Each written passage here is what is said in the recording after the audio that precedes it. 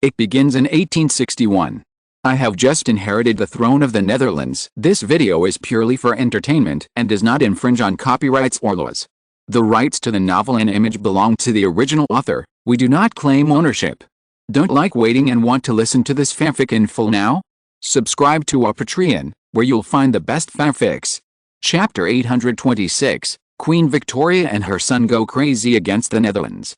Because the Dutch-born Secretary-General of the South American League Martinez visited the Spanish colony of Cuba and Washington, the United States, and made a series of accusations against Britain, pointing directly to the threat that Britain's challenge brought to the world. The extremely low relationship between Britain and the Netherlands suddenly dropped to the freezing point. Sure enough, the soft but hard anti-Dutch terms used by British Foreign Secretary Greville later made the Dutch Ministry of Foreign Affairs speak out one by one, while the major powers stayed out of the matter and chose to sit on the wall. Even the Stephen cabinet government in the United States visited by Martinez did not make any comments on this.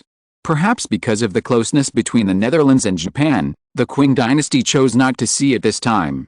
Li Hongxiang even asked the Prime Minister's office not to make any comments on this. However, France and Belgium chose to publicly accuse the Netherlands of provocation and stated that they would stand on the side of Britain. On the Dutch side, the entire South American League, the Kingdom of Siam, etc. supported the Netherlands. Sweden and Denmark expressed their understanding of the Netherlands' concerns and hoped that Britain could ease the tension with the Netherlands and maintain peace in the North Atlantic. The various gestures of various countries make people understand the reality of world politics. As powerful countries, the German Empire and the Austro-Hungarian Empire surprisingly chose the same diplomatic stance, saying that they would send relevant teams to visit the Netherlands and the United Kingdom to coordinate the reduction of tensions between the United Kingdom and the Netherlands. This made many British and Dutch civilians very happy with the actions of the German Empire and Austria-Hungary. Some small countries also began to focus on the two countries, and even in southern Bulgaria, they asked Germany and Austria-Hungary to coordinate the influence of the Bulgarian kings on Russia and Britain. Seeing that the situation was becoming more and more tense, all countries were eager to try and expand their national strength and influence. On October 20, 1880, the British Crown Prince, Prince of Wales, Prince Edward, publicly criticized Martinez's provocation of Britain in the Financial Times. Martinez, the Dutch Secretary-General of the South American League, gave a speech at the National Defense University in Havana, the United States on October 18, 1880. As always, he said that Britain was a challenge to the world. If we were to describe this speech in 3 words, it would be poor quality, bad influence, and sinister intentions. It is not worth mentioning, but the negative trends of the South American League and Spain revealed in its content deserve high vigilance for the entire Americas, and should also make European countries need to be careful about the Netherlands and Spain. It can be said that it is full of ominous signs. Crown Prince Edward said in the Financial Times that before visiting Washington, Martinez first went to Havana, the capital of the Spanish colony of Cuba. Although he also exaggerated a British threat in Cuba and said that Britain and France should not be tied together with malice, his words were far less straightforward and explicit than in Washington. Facing the audience of American defense students sitting in the audience, Martinez spent a lot of space attacking Britain. He said in a sensational tone, "Everything that happened in the Far East and Southeast Asia today, including Britain and France besieging the Kingdom of Siam, may also happen in Europe and North America tomorrow." He hypocritically said that Britain is not the enemy of the Netherlands and the South American Union, but what he said afterwards was basically a smear and slander against Britain. He pointed out that London has greatly strengthened its military strength without transparency, including warships that are the best in the world, saying that Britain is trying to control the strategic throat position of all global shipping routes, trying to control the maritime development strength of countries around the world, control countries' maritime trade, and threaten other countries including the Netherlands and the South American Union. Martinez's words and deeds in Cuba, Spain and Washington, the United States are very different, which reflects many deep-seated problems, indicating that the United States and Spain play different roles in the strategic design of the South American Union and the Netherlands. In Washington, he was speaking mainly to the domestic audience in the United States, the objects of persuasion and incitement during the U.S. government period. In Cuba, he was speaking to the entire Americas and even Europe, with the Spanish authorities standing by as supporters and accomplices. The Financial Times added background after these words. After meeting with the U.S. President on October 16, UNSR Secretary-General Martinez issued a joint statement, which highlighted their common position against Britain and France, and had a strong intention to interfere in the situation in Southeast Asia. These will undoubtedly generate camp confrontations on both sides of the Atlantic, including Europe and America, and create the risk of splitting the white race that dominates the world. It is exactly the same role that UNSR has played on European soil, that is to say, it is in fact UNSR itself that is pushing for what is happening in Southeast Asia today will also happen in Southeast Asia tomorrow. Not only Prince Edward, but also Queen Victoria, the head of the royal family who has not appeared in public for many years, publicly accused Martinez, the Netherlands and the UNAS in the British House of Commons, a wolf whose base and activities have long been in the Far West and the Far East has found a foothold in South America with great ambition. America is the one who invited the wolf into the House, and it also seeks high-sounding reasons. As the Secretary-General of the UNAS, Martinez is not qualified to make decisions on Southeast Asian affairs, let alone speak out. To some extent, it was the allies of the Netherlands in South America who created such opportunities for him, the UNAS and the Netherlands behind it. Martinez also spoke sweet words to the South American countries, saying that among the Netherlands' global allies and partners, few are more lenient or more capable than the UNSR allies. He also praised the United States for substantially increasing its defense budget and revising its defense and military strategy, which were questioned by the United Kingdom and many European countries in North America. The UNSR and the United States, together with Mexico, which has recently begun to take a tough and high-profile stance against Britain, have formed a vicious mutual reinforcement. Queen Victoria finally said in the House of Commons, obviously, the UNSR is an unwelcome guest to the Far East and the Americas. Most countries in the region view the visit of the Secretary-General of the UNSR with suspicion and concern. These suspicions and concerns are not groundless, but necessary.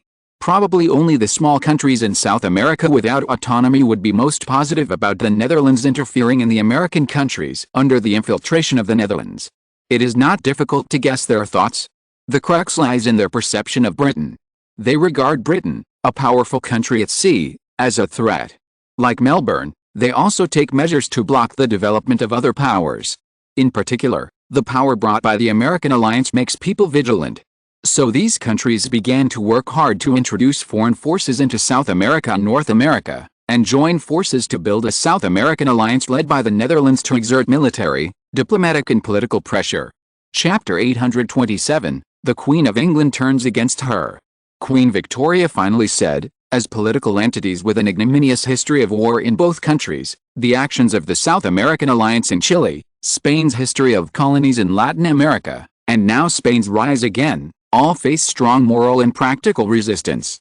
It is precisely because of this that the two sides appear to be more in tune with each other. Queen Victoria appealed to the British MPs in the audience. The South American alliance is trying to carve out a channel to the Americas and the Far East with the support of Spain and the United States. This is very unfavorable to Britain. This devilish deal is bad news for Britain in the Far East and the Americas. Therefore, in the region and the country, we in Britain should use both hard and soft postures to win over various forces within each country, and should prevent and resist the connection between Melbourne, Madrid and even Washington and the South American alliance. As soon as Queen Victoria's voice fell, the whole Parliament burst into applause. At the same time, as Queen Victoria officially stood up to accuse the South American alliance and the Netherlands, the participation of this British supreme power figure marked that Britain was officially highly consistent from top to bottom in dealing with the Dutch issue.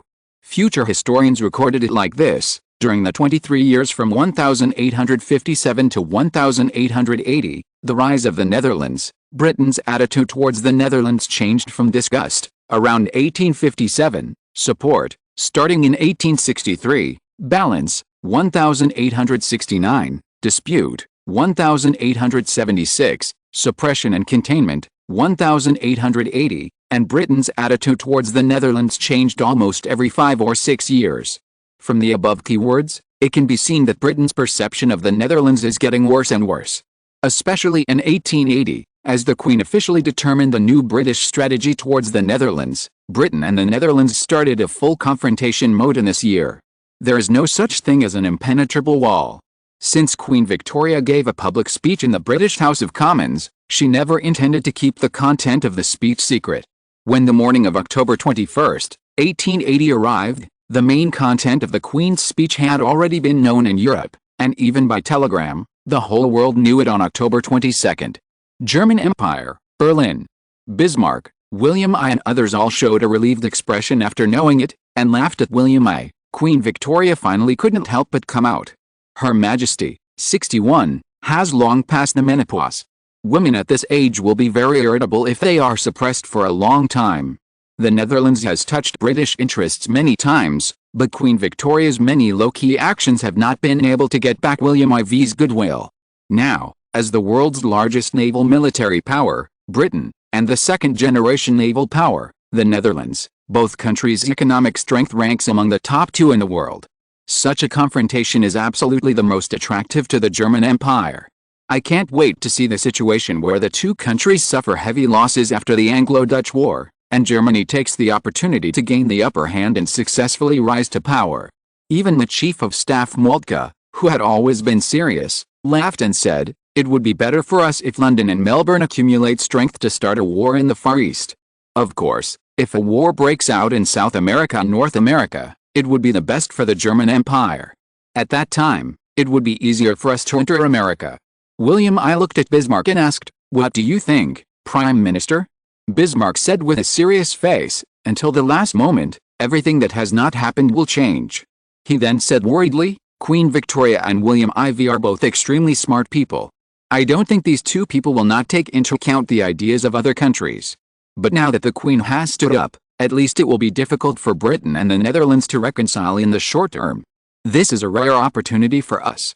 Bismarck suddenly suggested at this time, "Your Majesty, I suggest that if Britain and the Netherlands develop into war in the Far East, then we pretend to coordinate them to reduce tensions, but on the other hand, we can take the opportunity to occupy more overseas territories." William I took a breath and smiled excitedly. "Expand overseas territories?" He stared at Bismarck with hope. Even Moltke stared at Bismarck with shining eyes. He, the number 1 in the military, had long faded out of the limelight. When he heard that there was a big war, how could he calm down? "That's right," Bismarck said, "Your Majesty, take advantage of the fact that Britain and the Netherlands are at war and have no time to fight other countries. Other major countries dare not interfere with us. We can use the excuse of helping other countries and then take the opportunity to occupy them." After hearing this, William I and Moltke nodded involuntarily. Tsarist Russian Empire, St. Petersburg. Because of the assassination, although his life was saved, his calf was amputated. Therefore, Alexander II, who walked with a limp, had lost his original gentle mood and would be irritable every day in the Winter Palace. When he learned that Queen Victoria of the United Kingdom had issued an appeal, or an order and instruction, in the British House of Commons, he began to get excited. He and Queen Victoria began to fall in love when they were each 19 years old. As the crown princes of their respective countries, they were finally forced to separate, but in love, they understood each other, and it was not wrong to use love and hate for the two of them. Britain and Tsarist Russia have fought many times on the edge of the Eurasian continent in recent years. The two have been constantly using various tricks. Alexander II's Tsarist Russia was beaten back to its original form by Queen Victoria's British Empire every time. After decades, the Tsarist Russian Navy can only swim in the Barents Sea, the Baltic Sea, the Sea of Okhotsk, the Sea of Japan, and other coastal areas. It can only swim in the Near Sea. Because of the years of love and hatred, they understand the situation of Queen Victoria and Britain more. Alexander II said to himself with hope in his eyes, "The time has come for the Tsarist Russian Empire to break through the British blockade on the ocean." So, on the one hand, he ordered the Prime Minister and the Defense Minister to come to the meeting, and on the other hand, he had ordered people to operate the military machine in the Far East. He wanted to open up a battlefield in the Far East. At the same time, he would speed up special operations in the Balkan Peninsula in the meeting later. On October 23, 1880, the Tsarist Russian Empire secretly accelerated the pace of increasing troops in the Balkan Peninsula and the Far East under the cover of the British Queen's heavy attack on the Netherlands, which was obviously not small. However, all of this was done in secret, and other countries had no way of knowing. On October 25, 1880, Dutch Prime Minister Linden directly announced that the entire population of the Dutch European territory would be engaged in a military exercise. From November 1, 1880, More than 2.4 million Dutch people would participate in the exercise to learn how to resist invasion and protect their homes when they were invaded by the Western Sea and Southern Land. Chapter 828 Naval Exercises around the British Isles.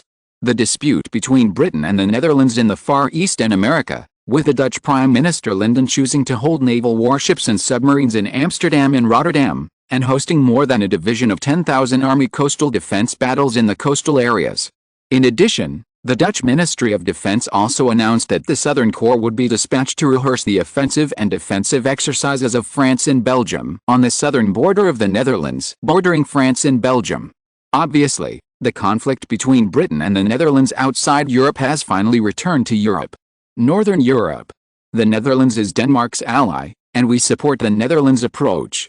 Therefore, Copenhagen will not watch its allies fall into the danger of war. Denmark will send more than 1,000 army and 3 warships to participate in the Netherlands' North Sea exercises.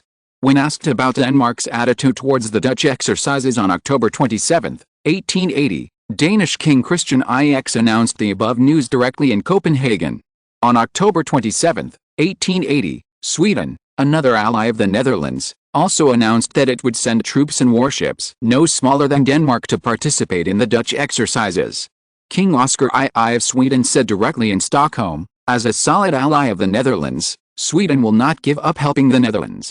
Of course, I believe that William IV and the Dutch allies will make the same decision once Sweden faces external invasion. In addition to the above military strength, Oscar II said that Sweden and Denmark have formed a joint delegation and have sent senior officials of the Ministry of Foreign Affairs to visit Melbourne, the capital of the Netherlands, in Australia. Sweden will personally tell its Dutch allies that Sweden and Denmark will not give up their promise to sign an alliance with the Netherlands.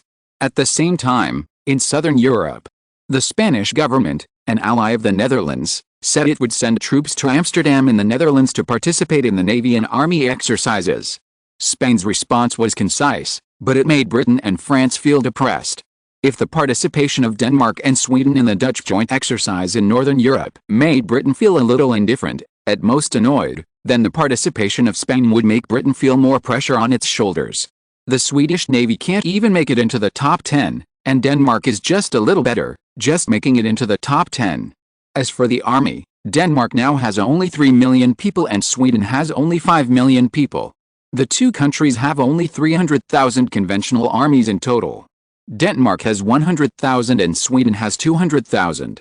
Of course, the military strength of all citizens is not counted. Britain has a population of 3,500, which is more than 4 times that of these two countries, not to mention the 20 million people under the rule of Napoleon in France and the 1.5 million people in Belgium. The population of the Netherlands in Europe is 2.4 million. These are huge population-based differences. However, Spain is different. Spain currently has a population of 27 million, an army of 350,000, and its navy is second only to Britain and the Netherlands, and is tied for third in the world with the Napoleon III regime in northern France after the split. Spain's joining is definitely a threat to the British mainland that is big enough to worry the people. So Spain's joining the exercise immediately put Britain in a passive position. Just when London was worrying about this, a lot of news came again. Greece and the Eastern Mediterranean will send an observation team to Amsterdam, but the Greek government expressed its preference for the Netherlands and Britain to resolve the conflict peacefully. But it is obvious that Greece still favors the Netherlands. It seems that Greece has taken the lead. After Greece, the Russian Empire and the Kingdom of Serbia also said that they would send observation teams to St. Petersburg to observe the exercise like Greece, with a clear bias towards the Netherlands. Britain was so angry about this that even British Foreign Secretary Greville summoned the heads of the embassies of Sweden, Denmark, Spain, Greece, the Russian Empire, Serbia, and other countries in London to protest against the other countries' participation in the joint exercise of the Netherlands. The British Empire opposes the practice of Denmark, Sweden, Spain, Greece, Russia, Serbia and other countries participating in a series of anti-British actions. We have no ill will towards these countries, but we do not want them to harbor ill will towards Britain. Britain will continue to support countries in developing friendly relations with Britain, and will also be prepared to counterattack after countries take actions that harm Britain's interests. As soon as they said it, on October 30, 1880, Britain announced that in addition to holding joint exercises with France in the English Channel, Britain also conducted joint naval exercises with the Ottoman Empire and the Kingdom of Bulgaria in the eastern Mediterranean. Britain claimed that this was done to maintain Britain's dignity, but the Ottoman Empire seemed unwilling to defend the Netherlands, so Constantinople stated that it would not take hostile actions against any country. Constantinople had friendly relations with the Netherlands, and there was no claim that the Ottoman Empire was against the Netherlands. Although the Kingdom of Bulgaria was able to gain independence from the Ottoman Empire with the support of Britain, and even the royal family was a relative of Britain, it was unwilling to confront the Netherlands directly. The Bulgarian foreign minister even summoned the Dutch ambassador and personally told him about Bulgaria's attitude of not opposing the Netherlands. Suddenly, the softness of these countries put Britain in an awkward alert. At the same time, in Paris, the French Empire, a loyal ally of Britain, many people took to the streets to express Napoleon II's endless support for Britain's actions. "We are not Britain's running dogs, let alone British slaves. The French Empire is a great nation. We should have our own foreign policy, not just what Britain does, so we oppose Paris and London getting too close." Yes, Britain's goal is to maintain maritime hegemony. Since when? The Netherlands and France were allies. In 1865, they occupied colonies together in Africa. But after they became friends with Britain, they turned against the Netherlands. France has since begun to decline. What we need most now is to make the French Empire rise again, not to maintain Britain's hegemonic interests. Yes, Paris needs to take its own diplomatic route from today, not to follow others. The scene in Paris made Europe boil. It caused a political earthquake in London, and the people were shocked. Britain is now almost a lonely person, and the Allies' unwillingness to strongly support it is bound to make the British, who have always been proud, feel frustrated. After all, the Netherlands has made allies stand up one after another to firmly support it. In the past, the British Navy was the only one that could change the attitude of other countries to support the Netherlands with warships and gunfire, but now the rise of the Netherlands has already relied on submarines and warships to fight against British warships at sea. With the help of the allies of Spain, Sweden, and Denmark, Britain is threatened. At this time, the headquarters of the Dutch joint exercise in Amsterdam suddenly leaked a message, which shocked Europe. The most important part of this exercise turned out to be that the joint naval exercise locations of multiple countries were scattered around the British Isles. How could the British bear this? If you're listening to this novel on a channel other than Fanfic World, it means they downloaded and uploaded it without effort. We cordially invite you to visit our channel, Mundo Fanfic Novelis. There you'll find the original version of this story, and you can explore many other novels of various genres. We're waiting for you to immerse yourself in a world of incredible novels. Chapter 829, Approaching Dublin 30 miles away. The joint military exercise organized by the Netherlands was held around the British Isles. In response, the Prime Minister's office at 10 Downing Street responded to the Dutch naval coalition surrounding the British Isles. "We will not provoke disputes but will hold the line of defense." However, the Prime Minister's office's response made Britain very dissatisfied, and then put pressure on the Whig government. Because Britain and the Netherlands broke off diplomatic relations as early as 1878, the Netherlands and Britain did not have embassies and diplomatic envoys in each other's countries, so the British Foreign Office Minister Granville could only summon diplomatic envoys from various countries in London, hold a collective meeting, and solemnly warn, "Britain will not accept threats from other countries and not move, just like we are now acting with France in the English Channel. Britain will not turn a blind eye to other countries threatening British territory." In short, the subtext of this British diplomatic leader is that if Britain faces the Dutch naval exercise around the British Isles, then Britain will take counterattacks.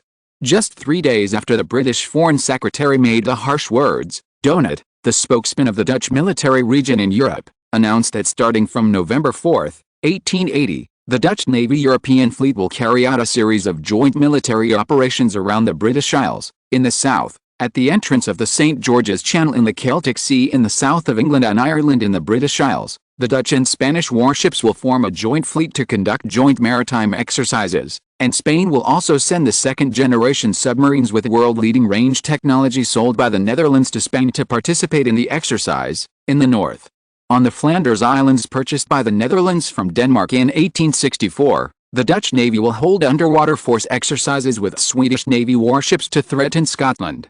In the east, the Dutch and Danish navies will be in the North Sea 200 nautical miles east of England and Scotland, and this location is west of the center of the North Sea. The two countries will organize firepower tests. Donat, a spokesman for the Netherlands and the European theater, said that this action was a deterrent against the recent escalation of negative actions by the audio track on the Malacca Strait and Southeast Asia issues, and a serious warning to Britain for provoking the interests of the Netherlands and seeking to suppress the Netherlands. Regarding the public statement of the spokesman of the European Theatre Command of the Netherlands, at the routine diplomatic press conference of the Ministry of Foreign Affairs in Melbourne, the capital of the Australian continent of the Kingdom of the Netherlands on November 5, when the reporters asked, the Dutch Ministry of Foreign Affairs also authorized the release of domestic media and various countries on the same day to issue an announcement stating that the Dutch Navy European fleet will be connected with the Spanish Navy, the Danish Navy, the Swedish Navy and other Nordic Alliance allies to conduct important military exercises in the three low-end waters of the east, south and north of the British Isles from 12:00 a.m. on November 7, 1880 to 12 o'clock on November 20, European time, and warships and submarines will be simultaneously conducting armed shooting exercises on the surface and underwater.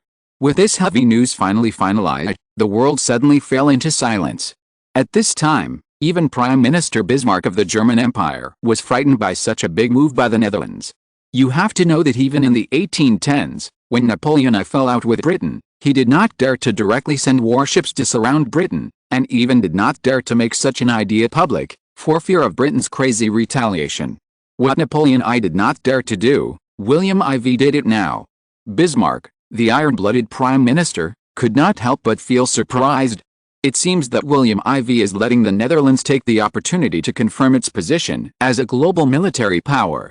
Britain is determined to be a stepping stone or whetstone for the Netherlands. Bismarck said in distress, with what the Netherlands is doing now, the chances of success are still very high. In Europe, Spain, Sweden and Denmark stand firmly on the side of the Netherlands. These three countries are definitely not the top European powers separately, but when combined, with the Netherlands, Europe's power is top standard. Even in terms of maritime power, it is not weaker than Britain. I guess Britain will not confront it directly. At most, it will be a small revenge with much noise but little rain. However, it is good for the Netherlands to take the lead. The German Empire can follow the Netherlands' promotion route and seek to enhance its global status in the future. Bismarck's idea is actually the idea of countries across the Atlantic, including the United States. Historically, all medium-sized powers that have been promoted to great power status have been suppressed by the inherent great powers around them for fear of sharing power. Japan in the Far East took the initiative to attack Korea, which was actually a provocation to the Qing dynasty. It was for the sake of rising to the top. After escaping from the status of a vassal state, the peasants sang and tried to establish an equal status with the Qing dynasty, or even surpass the Qing dynasty as the top region. The German Empire had too many powerful rivals around Europe, and there was no place to settle down overseas like the Far East of the Netherlands. Therefore, before seizing such a place, the German Empire could not insult the dignity of Britain as casually as the Netherlands. Let's wait and see. If the plan does not change, after the Anglo-Dutch War this time, the German Empire will undergo earth-shaking changes, and the opportunity will come. There are many people who think like Bismarck. With the exercise landmarks announced by the Netherlands, the British side noticed that the coordinates of these three sets of target sea areas are at the southern entrance of the St. George's Channel, the Faroe Islands north of the Shetland Islands, and 200 nautical miles east of the border between England and Scotland, surrounding the important ports of Ireland, England, Scotland, Wales and other major ports in the British Isles, which is equivalent to a quasi-blockade of the waters around the British Isles. This is too much? It is said that Buckingham Palace is very angry about this. Queen Victoria has successively ordered the British Whig government to respond to safeguard Britain's security and sovereignty.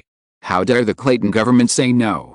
Not only Buckingham Palace, but also large-scale demonstrations have occurred all over the UK mainland, and they are going to the British government's Ministry of Defence to show the Dutch their colours and fight back against the Dutch provocation. On November 7, 1880, the Netherlands and Spain began their exercise on time in the southern part of the Strait of St. George in the north of the Celtic Sea. The Netherlands plus Sweden in the Faroe Islands in the north also carried out the same exercise. In the western part of the North Sea in the east of England, the Dutch European flagship Amsterdam also led the Danish fleet to carry out the same exercise. Even old-fashioned photos were taken, and Amsterdam was played, and then shared with major European newspapers. The next day, on the 8th, It became a front-page photo in newspapers throughout Europe. On the morning of November 8, 10 Downing Street. Prime Minister, the Dutch Rotterdam and the Spanish Galicia battleship formed a small fleet to the north end of the Strait of St. George and now appeared only 30 nautical miles east of Dublin, Ireland. Clayston was having a headache because of the domestic pressure test for the Dutch exercise. He had just finished a cup of tea to calm down. He had just taken a nap and was suddenly woken up again. However, as the news that woke him up came, he lost all his sleepiness. He said cruelly, "Immediately call the cabinet members to meet at 10 Downing Street, the sooner the better." Chapter 830 Napoleon III suffers from kidney disease. 1880, when most people were paying attention to the military exercises of the Netherlands and other countries around the British Isles, a piece of news came, which ignited all those who were paying attention to the event. On this morning, the latest news published in the British London Times stated that 2 battleships of the Netherlands and Spain appeared in the northern part of the St. George's Channel in the west of England that day and entered the Irish Sea, and were only 30 nautical miles away from Dublin, the first city and capital of Ireland in the west. If the practice of the Netherlands and the navies of the Allied countries around the British Isles before made people feel a little general, then this time the Dutch and Spanish warships drove directly to the east of Dublin 30 nautical miles, which made people really feel how close the exercise was to the British mainland. This news undoubtedly ignited the fuse and ignited the panic of the British. And this brought unprecedented pressure to the rulers of the British mainland.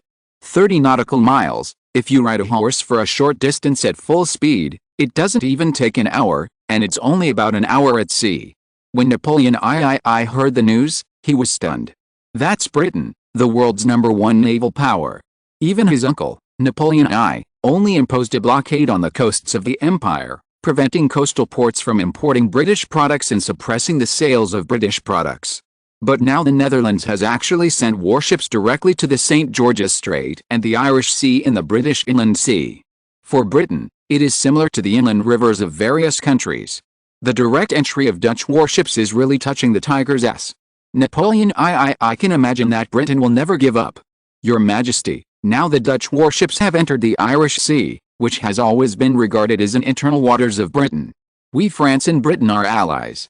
At present, both sides are conducting joint warship exercises in the English Channel. British Prime Minister Clayton sent a telegram requesting that the scope of the English Channel exercise be expanded.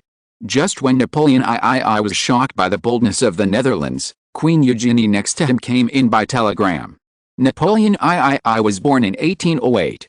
After he turned 45, he began to suffer from various diseases, including kidney disease, bladder stones, chronic bladder disease, prostatitis, arthritis, etc. This made Queen Eugenie, born in 1826, feel resentful. The two were 18 years apart in age. When Napoleon was 45 years old, 1863, Queen Eugenie was just 27 years old. It was the time when young women had the most needs. Napoleon III's kidney disease and other related diseases appeared, making Queen Eugenie wonder how she could be happy. As he grew older, after Napoleon II turned 50, a series of old age diseases such as arthritis, edema, obesity, etc. appeared one after another, and Queen Eugenie became more and more resentful.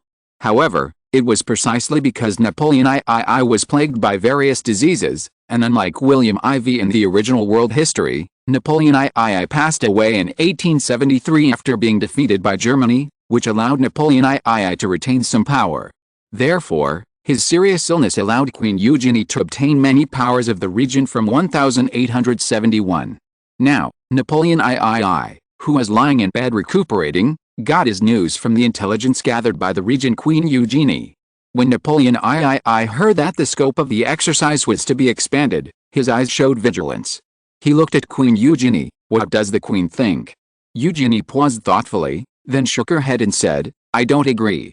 Napoleon III asked curiously, why? He suddenly remembered that Queen Eugenie and Isabella II of Spain were like sisters, and Eugenie's mother was Isabella II's wet nurse. Could it be that the reason she didn't support it was to align with Spain's position and oppose Britain? She had doubts in her heart, but she didn't express them. Queen Eugenie didn't know what her elderly husband was thinking, but she was extremely cautious and knew how to protect herself. She only said, "At present, Britain is weak and isolated, but the British Navy is the best in the world and there has not been much change. In the past, in order to gain British support to fight against the German Empire, France supported His Majesty to develop a closer alliance with Britain. Few people in Paris opposed this, and some even actively supported it. Seeing that Napoleon I did not object, Eugenie felt relieved, and then said, "But now the situation has changed. Since Britain completely broke off diplomatic relations with the Netherlands in 1878, the circle of allies that we didn't care about in the past has become more prominent. Britain's solitary nature in the past was a natural advantage, but now it is a disadvantage." Seeing that Napoleon I still did not object, Queen Eugenie said, "With the existence of the Lion Terror regime in the south, the Second French Empire has already faced a crisis of having its power. We are currently facing a threat to our survival. Your Majesty, I think it's time to let Britain understand its situation." "Let Britain understand its situation," Napoleon I repeated to savor the meaning of this sentence. He looked up and said, "Do you mean to ask Britain not to confront the Netherlands?" Queen Eugenie nodded and said, "At present, Britain is at war with the Netherlands. For the Second French Empire, any result is unfavorable. If Britain wins, we will still be Britain's followers, and even need France to lower its head a little more. If Britain loses, the German Empire in our northeast will move. At that time, can Britain still help us fight against the German Empire and the Terror government in the south?" Upon hearing this, Napoleon I sat up from lying down and leaned against the head of the bed. It's true that he didn't expect Queen Eugenie's worries. Britain should not be allowed to fight the Netherlands. Queen Eugenie said, "Your Majesty, the worst result is that Britain will fight, and we in France cannot directly participate. We need to preserve our strength. What is the threat of Britain to the future German Empire?" Napoleon I, "The Queen is right, let's do as you say, but be more tactful. After all, we still need to rely on London." Queen Eugenie nodded, and suddenly she seemed to remember something, hesitated for a while, and said, "The relationship between the Netherlands and us is not good at the moment. The nobles in Paris have begun to have the idea of changing this situation, but I have suppressed it for the time being. However, if London's future becomes more and more unfavorable, our pressure will increase. Your Majesty may need to prepare in advance." Napoleon I took a deep breath, then exhaled, and said, "You can do it." After that, he lay back and closed his eyes. Queen Eugenie took a look, then saluted and left. After she left, Napoleon I opened his eyes, a fierce look flashed in his eyes, and he whispered, "Back then, the Netherlands supported Bismarck and William I, which caused my identity to be destroyed and Prussia to trample on Paris. I have always remembered this hatred in my heart. Now that Britain is incompetent, France can only put the hatred aside for the time being, and then, he." Chapter 831 European radio programs in the late 19th century. 1880, the radio station of the European Times in the Duchy of Luxembourg, affiliated with the Kingdom of the Netherlands, which spans across Europe, invited the chief researchers of the three major Dutch think tanks and a famous commentator on European current affairs. The host of the European Times Current Affairs commentary program is Brown opened the show by saying, "Welcome to the 1-hour midday current affairs commentary program under the European Times radio station. I am Brown, the chief researcher and director of the Amsterdam Peace Research Institute, who is familiar to you. Today, we have invited famous European political commentators and big names in our program. You can't see that we are sitting at a square table. On my left is Professor Baracci, director of the Center for Strategic and Budgetary Assessments, a think tank of the University of The Hague in the Netherlands. On my right is Tim, director of the Dutch governance project of the National Peace Foundation in Rotterdam, and opposite is Professor Misted, an expert on the British Empire project of the Netherlands Center for Strategic and International Studies. The fact that we have invited several people to Luxembourg is a manifestation of our strength. You should know that these people are all top political big names in the Kingdom of the Netherlands. Perhaps the audience friends don't know that Professor Baracci currently serves as a member of the Christian Party in the ruling coalition cabinet government. He is the head of the advisory group for the party's presidential election this term and a capable and beloved general of Prime Minister Linden. Professor Misted is a member of the ruling coalition Socialist Party and an important member of the think tank that Deputy Prime Minister Jules Darnetten has had since the Belgian period. Finally, Professor Tim is a member of the opposition Liberal Party. Professor Tim should not be underestimated. He is one of the promoters of the internationalization of the Netherlands. He is also the Deputy Director General of the International Women's League, where Queen Alexandra is, and the Vice President of the International Red Cross. As the host, Brown introduced them one by one. Everyone in the place where the broadcast was transmitted couldn't help but take a breath. Broadcasting was invented in Australia in 1878. It was invented and mass-produced by the United Netherlands Group, which has always supported the Socialist Party. It has been paved with broadcasting lines in Europe and the United States. In just half a year, after the successful test in Australia, the broadcasting has been completely completed in Central and Western Europe. With Amsterdam, Rotterdam and Luxembourg as the triangle, it radiates the entire Central and Western Europe, and even in some parts of the Russian Empire and Greece. The broadcasting has been spread all over, and even some areas will be connected to the internet. Therefore, Luxembourg's European Times broadcast is watched by audiences in France, Germany, Belgium and other regions every day. No, from 12 to 13 noon every day, it has begun to attract the attention of ordinary people in various countries, and today it is also receiving attention from governments of various countries. Brown, there are countless political events happening around the world every day. Among them, the Secretariat of the South American Union announced for the first time that it will hold a meeting at the level of foreign ministers and defense ministers every year starting next year, and a meeting at the level of prime ministers and presidents every 2 years. In this regard, Professor Baracchi, director of the Strategic and Budgetary Assessment Center of the University of The Hague and the think tank of the university, what do you think of this announcement? South American Union? Although Europe is far away from South America, it is only on the other side of the Atlantic Ocean. Ordinary people are not very interested in that place, but politicians from various countries are very interested. Today, Bismarck in Berlin happened to visit the Rhine province of the German Empire near the Netherlands. At lunchtime, he was attracted by this broadcast. Next to him was Crown Prince Frederick of the German Empire. Crown Prince Frederick smiled and said, "This program is quite interesting. In the past, when I came to the West, I would choose to listen to it." Bismarck said without comment, "These guys are famous." Although the Netherlands moved its capital to the Australian continent, there are still smart people left in Europe. While the two were chatting, the sound of the program continued to be heard on the radio. Baracchi said, "The alliance is very important to major countries such as Britain, the United States and the Netherlands, and other countries are also very yearning for it. Paying attention to it will be able to observe a certain degree of direction of the world's political power." Brown, however, many people believe that the situation in the Far East and Southeast Asia is the foundation of the future power structure. It is said that Austria-Hungary and Germany are both interested in it. Bismarck and Crown Prince Frederick's faces changed slightly. The two did not expect that the program would tease Germany and Austria-Hungary at the same time. More importantly, the program directly exposed the two countries' ideas about the Far East, which was a direct blow to Bismarck's strategy of making a fortune in silence. Suddenly, Crown Prince Frederick saw Bismarck's anger overflowing. If it was not a radio program, he might have wanted to kill him.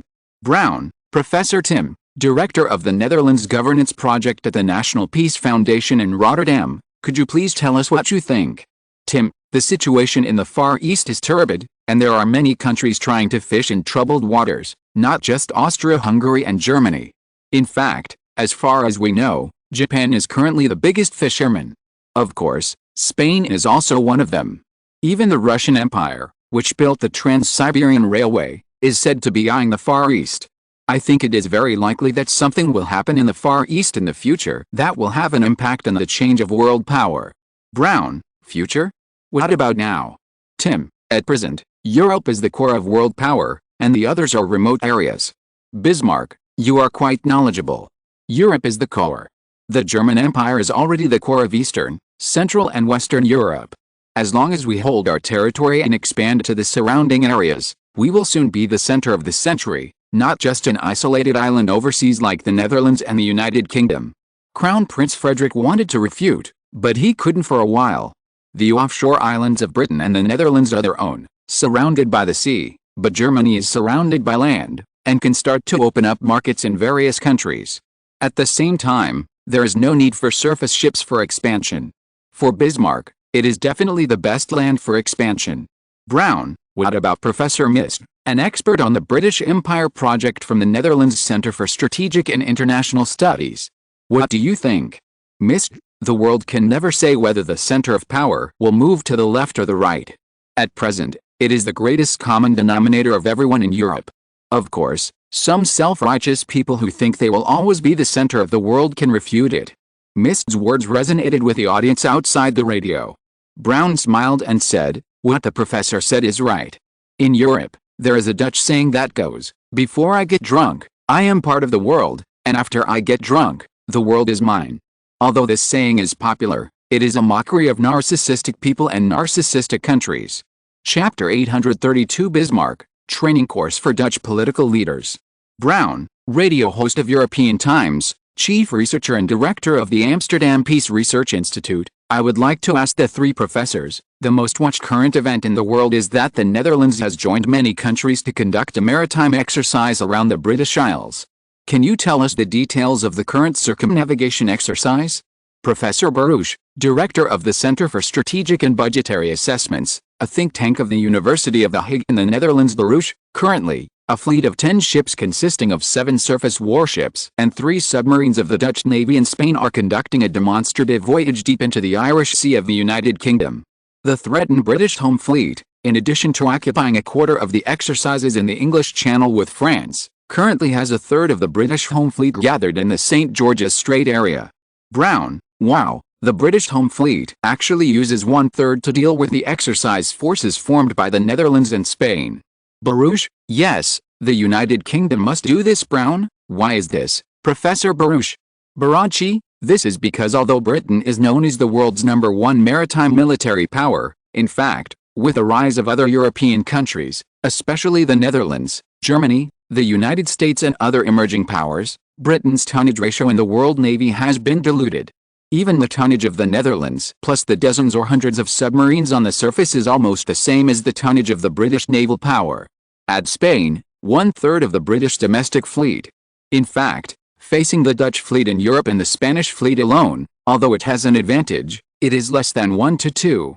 Therefore, Britain must make every effort to make the Netherlands and Spain understand what Britain wants to express. Brown, Professor Barachi means that Britain is warning the Netherlands and Spain not to try to challenge Britain's dominance in the south of the English Channel. In the south, Barachi, although there are some differences, they are not much different. That's probably what it means. Brown, then let's ask Professor Tim, director of the Netherlands Governance Project of the Rotterdam National Peace Foundation, if Professor Tim has anything to add to Professor Barachi's statement. Of course, if you have different opinions, please express them. The audience was stunned when they heard Brown's provocation, and then they all smiled knowingly.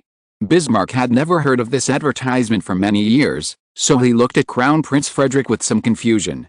Crown Prince Frederick saw this and explained, Professor Barachi is the director of the Center for Strategic and Budgetary Assessments at the Hague University and its think tank, but he has another identity, that is, a visiting professor at the School of Political Science at the University of Melbourne. Tim, director of the Netherlands Governance Project at the Rotterdam National Peace Foundation, was hired as a visiting professor at the School of Political Science at the University of Sydney. The two are of similar age, both around 50 years old, and are considered one of the benchmarks of Dutch political commentators, second only to the most famous current affairs commentator in Europe and the world. Herman van Perron has been the president of the University of Sydney since 1871 and is already in retirement, so the two are currently competing for the position of the #1 political commentator of the European Times, and sparks have been created. Bismarck, it seems that this program is interesting.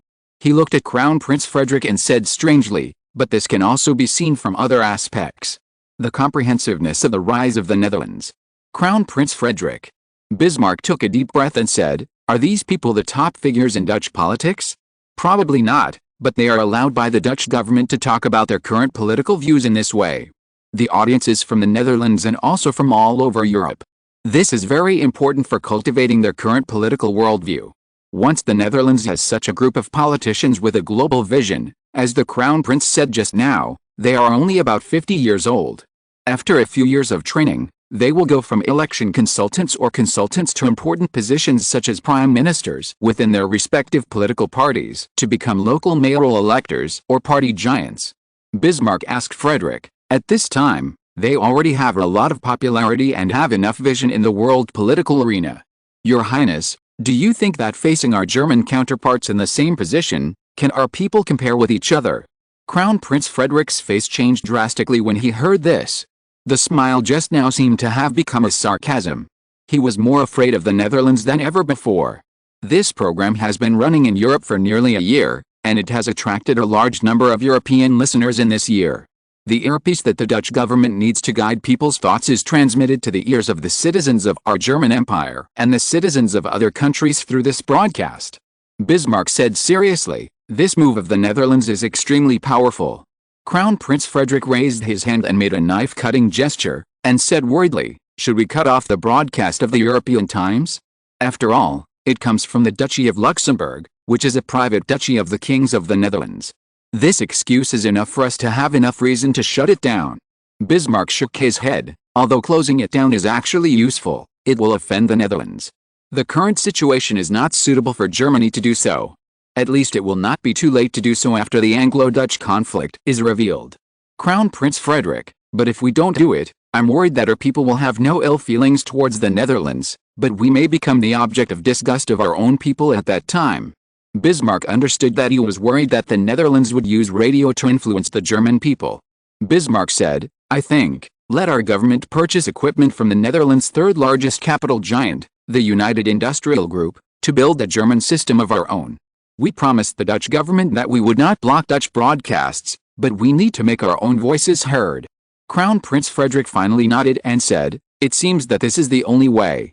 Professor Tim, director of the Dutch governance project of the Rotterdam National Peace Foundation, was naturally clear about the provocation of the host Brown. He looked at Barouch opposite and smiled. "No, I don't agree with Professor Barouch." All the audience were stunned by Professor Tim's words. Although they knew that the two had a bad relationship and were rivals, they still started the debate in the same hostile mode as before. This was unexpected, but also expected. Sure enough, the design of the program still interested people from all levels and identities. Everyone wanted to hear what Professor Tim had to say. On the radio, Professor Barouch asked dissatisfiedly, "I don't know what Professor Tim's opinions are. Please list them one by one." Chapter 833 Anti-British Alliance. The entire Europe is connected to the radio network centered on Amsterdam, Rotterdam, and the Duchy of Luxembourg, covering southern Germany, Switzerland, northern and southeastern France, the whole of Belgium, the whole of Denmark, the whole of the United Kingdom of Sweden and Norway, etc. The listeners of the European Times Radio Current Affairs commentary program were all interested in the host Brown's use of the Dutch and other multinational naval exercises around the British Isles as an opportunity to provoke Barouch and Tim, two famous current affairs commentators in Europe today. These include Danish King Christian IX and Swedish King Oscar II, as well as Belgian Leopold II, Emperor Napoleon III of the Second French Empire, occupying northern France, pro-British, President Thiers of the Third French Republic, southern France, pro-German, German Emperor William I, Crown Prince Frederick, and Prime Minister Bismarck, who just fell in love with this program. Tim, visiting professor at the University of Sydney, director of the Dutch governance project of the Rotterdam National Peace Foundation, who was named by the host, directly rejected Professor Barouch's approach, which made people more interested in what he was going to say next. Tim was heard saying on the radio, "Britain has dispatched 1/3 of its home fleet." This is what Professor Barouch said just now. It is Britain's natural reaction to deter the Netherlands and Spain when they are threatened in southern Britain. It is also a warning to these two countries. I think this sounds reasonable and the British are very angry, but those who are bullied by Britain feel very happy because this is what they have always wanted to do but have not done and are unwilling to do. I believe that the characters here include His Majesty Napoleon I, the uncle of the current French Emperor Napoleon II who has passed away. This also includes all the people in the Spanish Empire who sank after being defeated by Britain. Of course, this naturally includes the citizens of the Kingdom of the Netherlands who have been oppressed by Britain for more than 100 years. Tim's voice was loud and clear, and the radio could not cover up the atmosphere he created. All the people who were infected by his voice agreed with what he said, especially some French, Dutch, Germans, etc. who were cold about British protection. They were all very excited. Love from Serbia province. Spain is a Spanish commodity trader. As always, he likes the Netherlands and his own country, Spain, and everything about the Netherlands. He goes to the Netherlands many times every year to import industrial products. Dutch plastic products currently account for more than 80% of the world. Since 1863, 18 years have passed. Although the share of the territory of the European Netherlands is only 30% of the product manufacturing volume, the entire Netherlands has only dropped by 20%. The rest of the share has been taken away by other countries. However, many of these are produced by the Netherlands in local countries. Therefore, the Netherlands dominates the global plastic industry. It is said that this industry feeds nearly 1 million workers in the Netherlands. Together with other related industries, it has driven nearly 2 million people to employment, accounting for nearly 1/10 of the 23 million Dutch white population in the Netherlands. It is one of the largest sources of employment in the Netherlands besides the garment industry. Love came to Rotterdam, the largest city in southern Europe, the Netherlands, because it is an important commodity distribution center in the Netherlands. Every time he comes here, he will stay here for a week, because he needs about a week to pick goods, and then start to return to Serbia, Spain.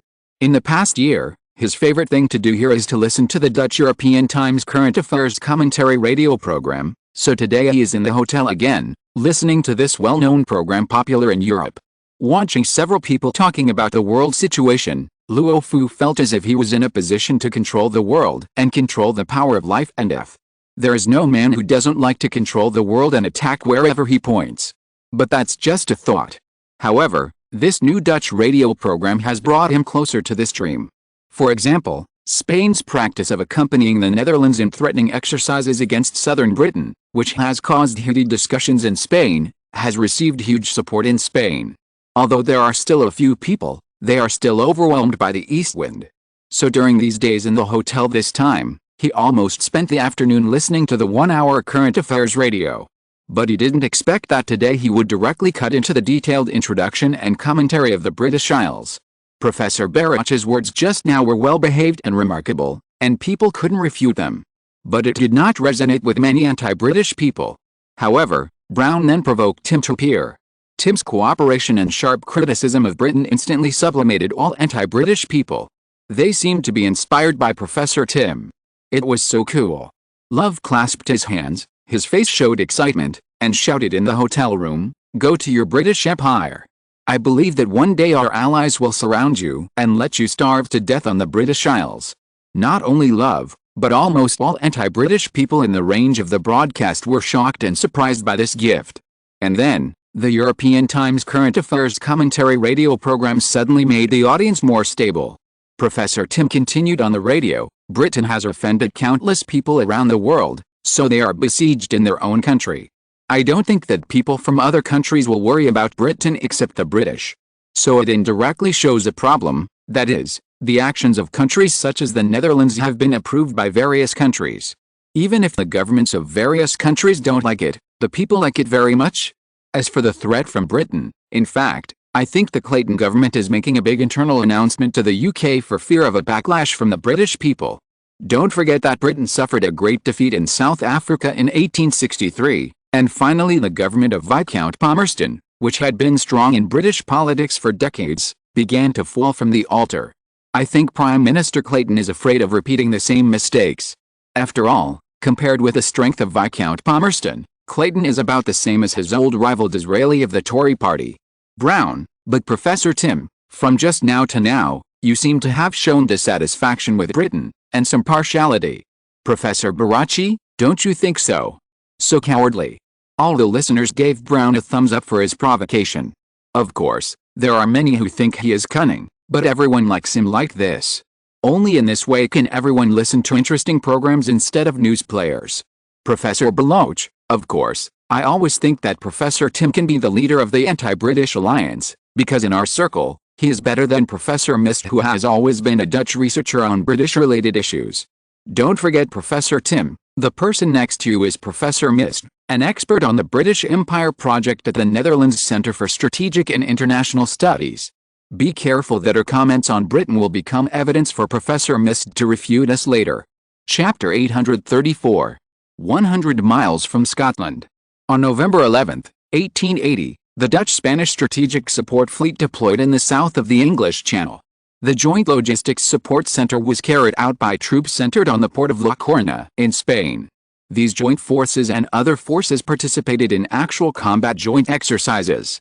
The focus of the exercises was on joint blockade, sea assault, land strike, underwater control and other combat projects, which allowed people to witness the joint combat capabilities of the Dutch European theater of war in Spain. In the telegrams currently sent back from the European theater of war, it can be seen that the joint fleet, which is mainly composed of the Netherlands, Spain, Sweden and Denmark, has dispatched the most advanced maritime equipment in Europe, including the leading European ironclad battleship Amsterdam, the battleship Rotterdam, the ironclad cruiser Copenhagen, the ironclad cruiser Stockholm, the Madrid iron construction battleship and other European ships. Herman van Perron, former Europe's most famous political commentator and president of Sydney University, told the Australian Times that the Dutch-led multinational naval coalition chose to start its live-fire exercise on November 7 because according to the international practice set by the International Court of Justice in The Hague, which was led by the Netherlands, the military exercise area should be announced to the public 3 to 4 days in advance in principle, and in case of emergency, it should also be announced to the outside world 24 hours in advance. This is mainly to allow ships sailing in the exercise area to have enough time to evacuate or turn to other routes. At the same time, the submarine sneak exercise area may need time to adjust the route in advance. This is also to ensure that live-fire shooting in the exercise area does not harm civilians and show the rational and responsible attitude of the multinational joint fleet. Herman van Perron said, "This joint exercise around the British Isles with Spain, Sweden and Denmark has created many firsts that shocked Europe and the world." In fact, Herman van Perron was right to the Australian Times. The live-fire shooting training that began on November 7, 1880 was the most eye-catching part of the Dutch-led multinational coalition's exercise around the British Isles. The combined fleet of the Netherlands and Denmark, 200 nautical miles east of England and Scotland, announced that starting at 12 noon on November 7, the combined fleet of the Netherlands and Denmark implemented rifled guns on the warships in the area, with the muzzles facing the British mainland, and all the shells were fired in the direction of the British mainland. These warships and the artillery on board carried out precise strikes on the characteristic areas of this area, achieving the expected effect. The warships arranged at one time coordinated with a long-range artillery, all fired under command, and the scene shocked all the spy ship intelligence collecting personnel of various countries in the sea area. Herman van Perron introduced that the long-range artillery and powerful strike capability of the combined fleet are comparable to the firepower of dozens of cannons arranged in sequence on land to agree to fire. This will help to fully suppress the British maritime power in the event of a war with Britain, and even use such a powerful long-range artillery attack capability to pose an unprecedented threat to the remote coastal areas of the British Isles. He said that in the past, Britain relied on its powerful navy to carry out gunboat diplomacy around the world, and each time it made a lot of profit. Now, the island-circling exercise organized by the Netherlands and many other countries is nothing more than a copycat exercise for the UK. It is a mirror to the UK, reflecting the ugliness and evil of the past. Far East, the royal palace of the Netherlands. William IV quietly listened to Herman van Perron, who was interviewed by the two newspapers, telling his opinions in front of him. Throughout the interview, William IV maintained his dignity and listened carefully. Next to him, Dutch Prime Minister Linden said, "The three fleets composed of the Netherlands, Spain, Sweden, Denmark and other countries fired cannons at the British Isles, declaring that the pre-ranged fire strike capability of several countries is comparable to land artillery, and it is a live-fire exercise.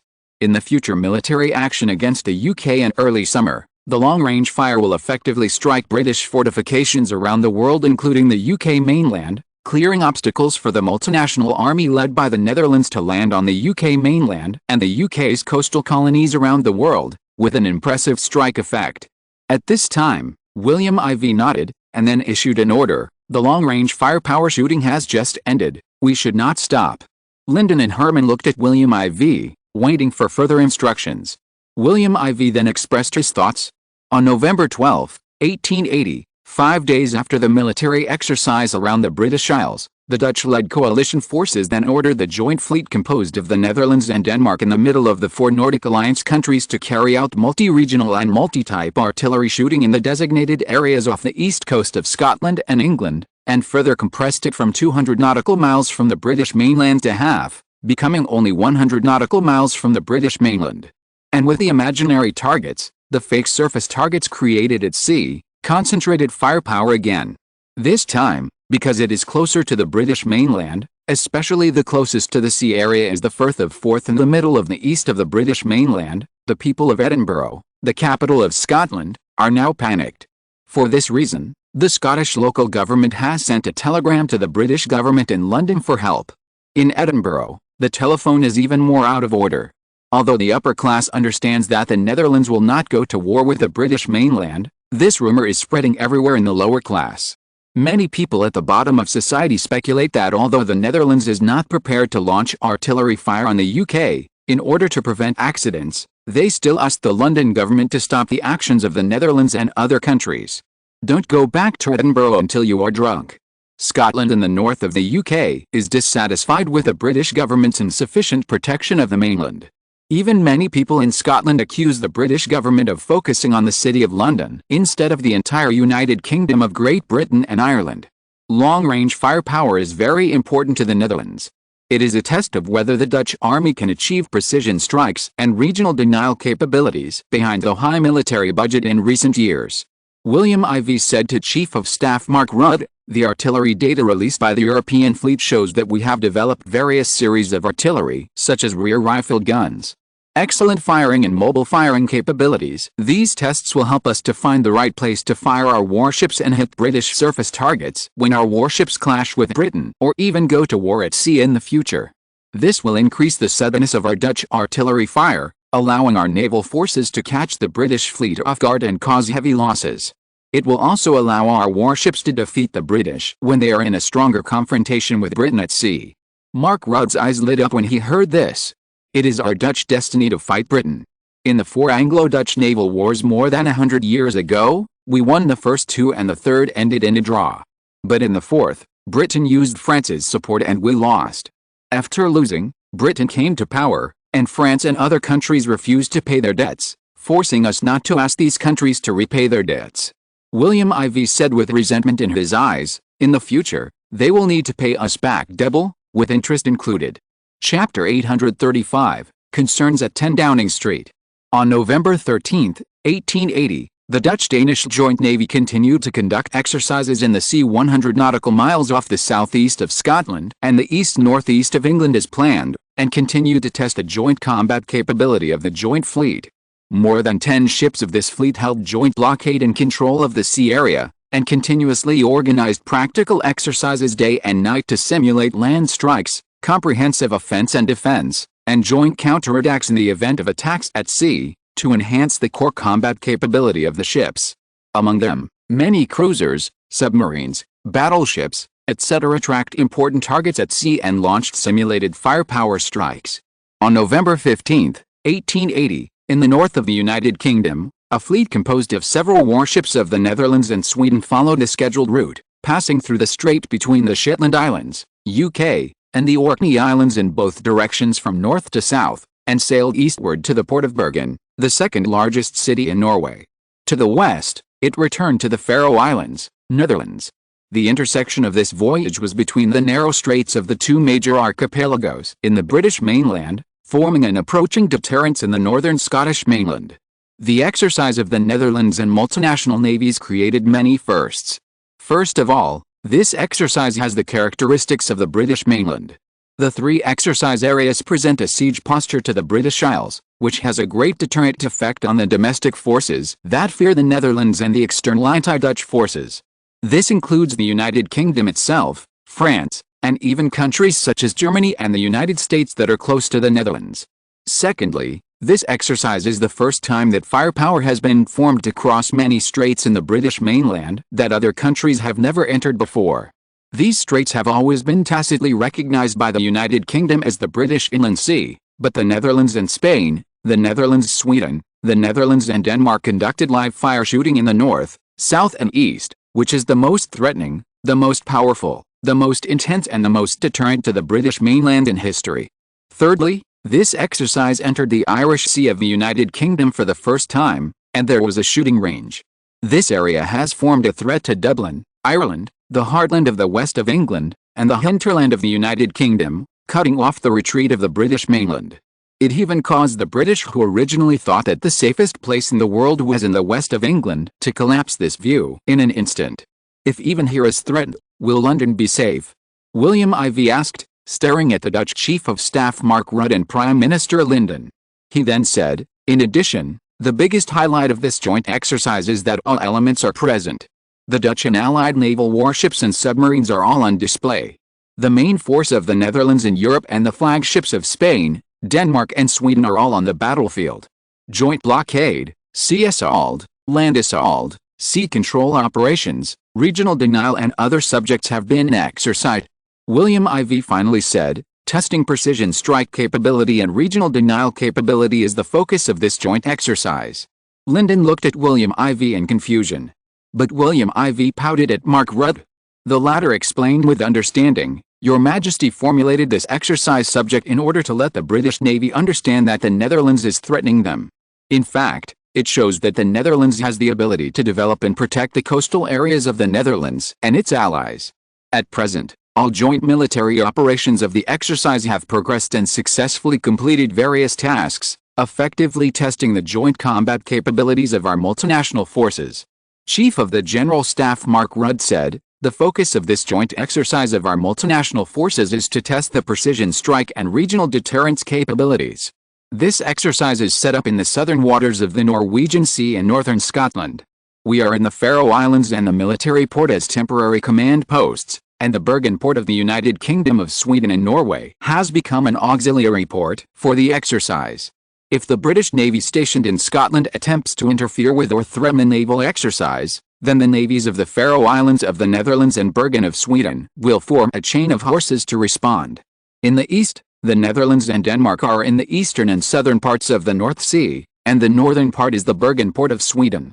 Facing England and Scotland in the west, it is in an absolutely advantageous position.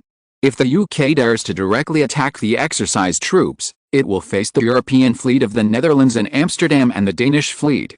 Their alliance can at least compete with the British home fleet, not to mention that the South is also facing a joint exercise fleet composed of Spain and the Netherlands. William IV said at this time, our exercise this time was sudden, and Britain couldn't even react, and other countries also watched the show, hoping to use us to slap Britain in the face, so now our exercise can be carried out unimpeded. Linden asked, Your Majesty, you also said that Britain can't react now, so we can do this, but when Britain reacts, will we face Britain's wrath? I'm worried that at that time, Britain may not go to war directly with us. William IV shook his head and said disdainfully, relying on the current panic situation in Britain. William IV said even more disdainfully, Queen Victoria has always been a woman. Although her past history makes people know her greatness, times are different now. The Netherlands has risen, and Britain's enemies are all over the world. The anti-British alliance formed by Spain and the Netherlands has made it difficult for Britain to take care of other things. Together with Sweden and Denmark, Britain is almost surrounded by enemies. Although France is now on Britain's side, no one thinks that the Napoleon family will be willing to be inferior to others, and Napoleon III is not a person who bows his head and listens. So, William IV said, with the prestige of the royal family in Britain, Queen Victoria will wisely make a clear choice. This time Mark Rutte asked, what choice will she make? 10 Downing Street, United Kingdom. Opposite Prime Minister Gladstone sat two political allies, Chancellor of the Exchequer Sir William Harcourt and Foreign Secretary Granville. Chancellor of the Exchequer and Deputy Prime Minister Sir William Harcourt said worriedly, this time the Dutch-led joint military exercise practiced the siege of the British Isles. You two have seen the whole process. This demonstrates the powerful joint strike capability of countries like the Netherlands. It has caused panic throughout the UK. It is said that in Scotland, many people have signed a joint petition to impeach you, Prime Minister. Seeing that Gladstone didn't care, he said, the Netherlands has built up a denial and precision strike capability this time. This is to show us their maritime capabilities. They also came directly to our doorstep to show us that we should not have illusions about the Netherlands winning the war easily. Greville nodded in agreement and said worriedly, it's not just Scotland. In Ireland, they were originally dissatisfied with our rule there. They were very touched when they saw the Irish and the Dutch in North America cooperate to control the United States of America. They have a good impression of the Netherlands and even want to use their relationship there to test us and try to regain control of Ireland.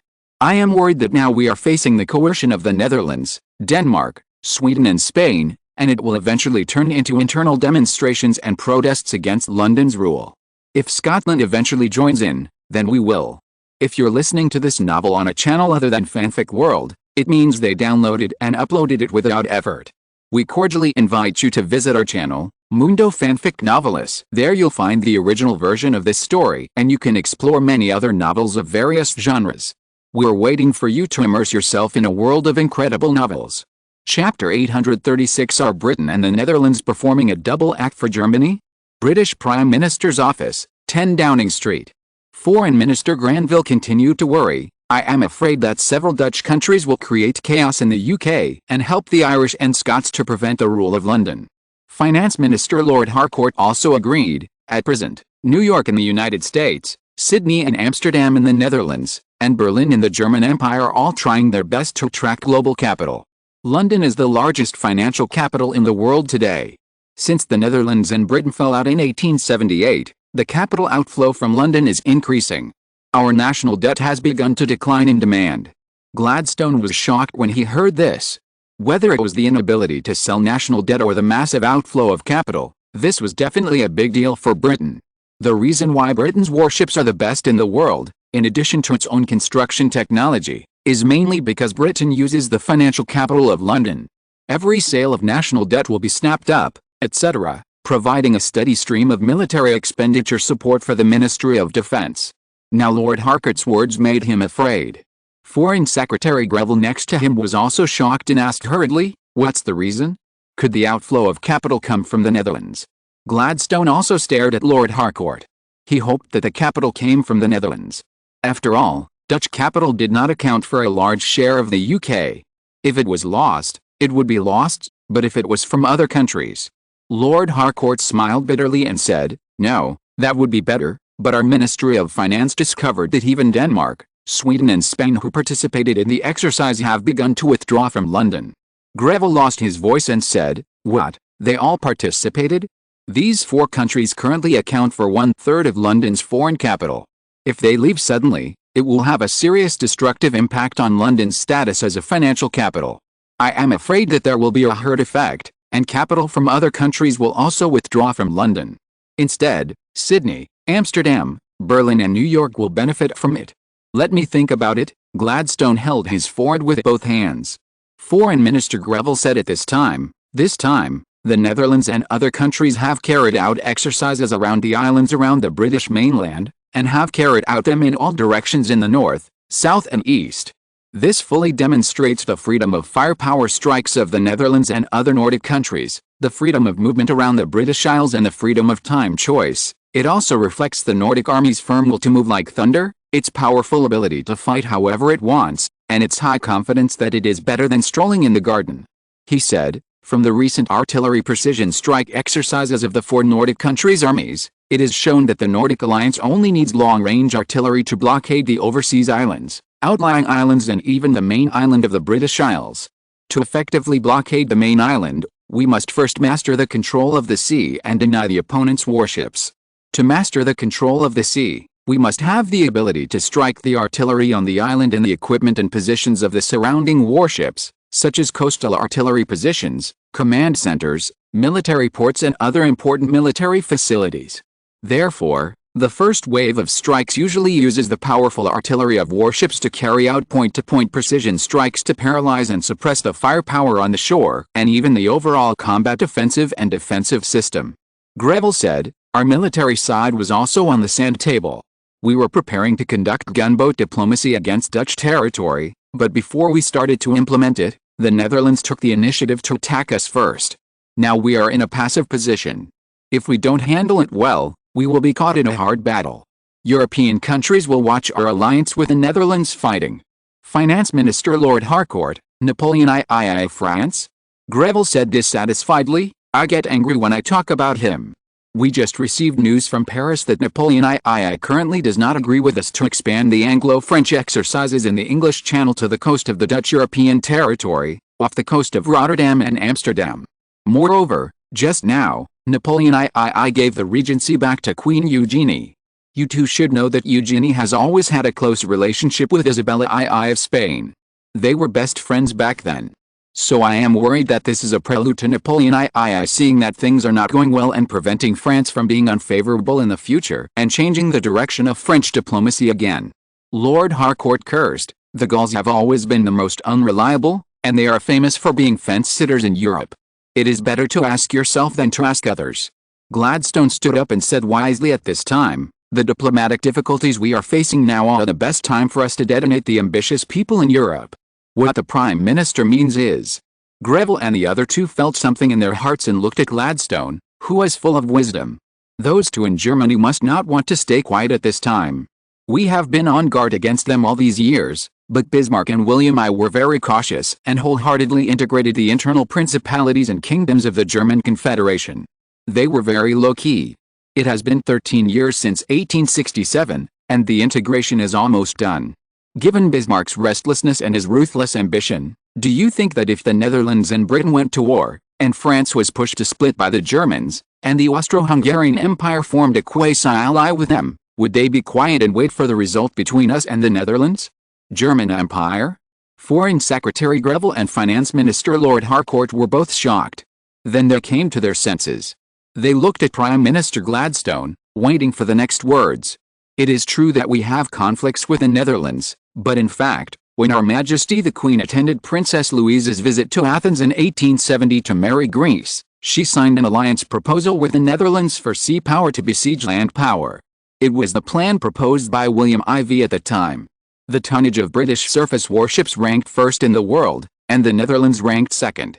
The Queen finally agreed, and there was an 8-year period of peace between the two countries. Greville and Lord Harcourt both rose to become cabinet ministers after 1874, so they were not aware of the news about the top politics in Britain before 1870. So when Gladstone said it, they suddenly realized it. Then, the two of them suddenly had an association, and they were shocked by their own thoughts. Seeing their expressions, Gladstone immediately guessed what they were thinking. He couldn't help but smile bitterly and said, "You are wrong. We and the Netherlands are not acting for Germany. The conflict between Britain and the Netherlands is real, even the current war is real." Seeing the disappointed expressions on the two men's faces, Gladstone followed up with a twist and said, "However, our Queen and William IV agreed that the first and second most powerful countries on the sea can only be born between our two maritime powers. In other words, we will prevent other countries from taking advantage of us." Chapter 837, The Dutch Guilder becomes a global currency. German Empire, Berlin. The Iron Triangle consisting of Emperor Wilhelm I, Prime Minister Bismarck and Chief of the General Staff Moltke the Elder is holding a secret meeting, with no one else around. "Your Majesty, according to the intelligence collected so far, the island-circling exercises of the Netherlands-Spain, Netherlands-Denmark, and Netherlands-Sweden in the three major areas around the British Isles have caused an extremely tense atmosphere in the south, east, and north of the British Isles this week. Warships from various naval bases from north to south have set sail one after another, and the number of warships cruising the mainland has doubled compared to usual. This situation is very rare in history, at least not less than the number of British cruisers sailing during the reign of Napoleon I. Many people around the military port have smelled a hint of unusual atmosphere, and it was not until the Grace Cabinet in London publicized it everywhere that they knew that it was only the Netherlands and other countries that were conducting exercises. Bismarck said, "At present, the English in the UK are generally calm, but the Scots, who have always disliked being ruled by England, have become dissatisfied, and the Irish, who were only ruled by England at the beginning of this century, have had a lot of thoughts. Some people have begun to instigate demonstrations against English rule. If London does not handle it well, the final result is unpredictable, but it is enough for London to suffer a big loss." William I nodded and said, "The current situation is extremely strange. The Netherlands actually dared to conduct a round the islands exercise around the British Isles, completely disregarding the face of Britain, the naval overlord. I have to say that William IV is extremely bold. However, he is doing something that all countries in the world want to do. I have to say that I admire him." He added, "However, the Netherlands has made such a big fuss with Britain this time. Will it cause Britain and the Netherlands to completely fall out? This is what we need to determine today."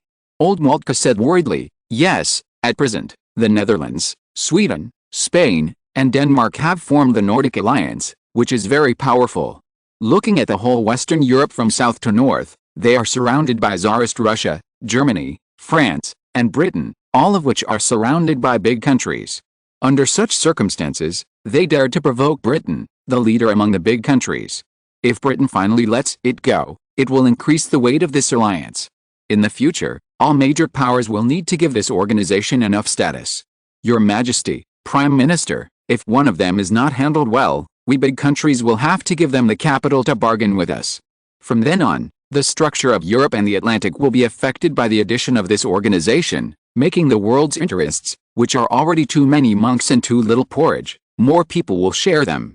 William I nodded and said, yes, not only us in Germany, I think other countries will also have opinions. Bismarck, of course, Your Majesty. A South American alliance has emerged in America. It has risen to become the largest military and political force in America, and even its economy is developing rapidly. Dutch capital has accelerated its investment there, making it almost a Dutch economic territory.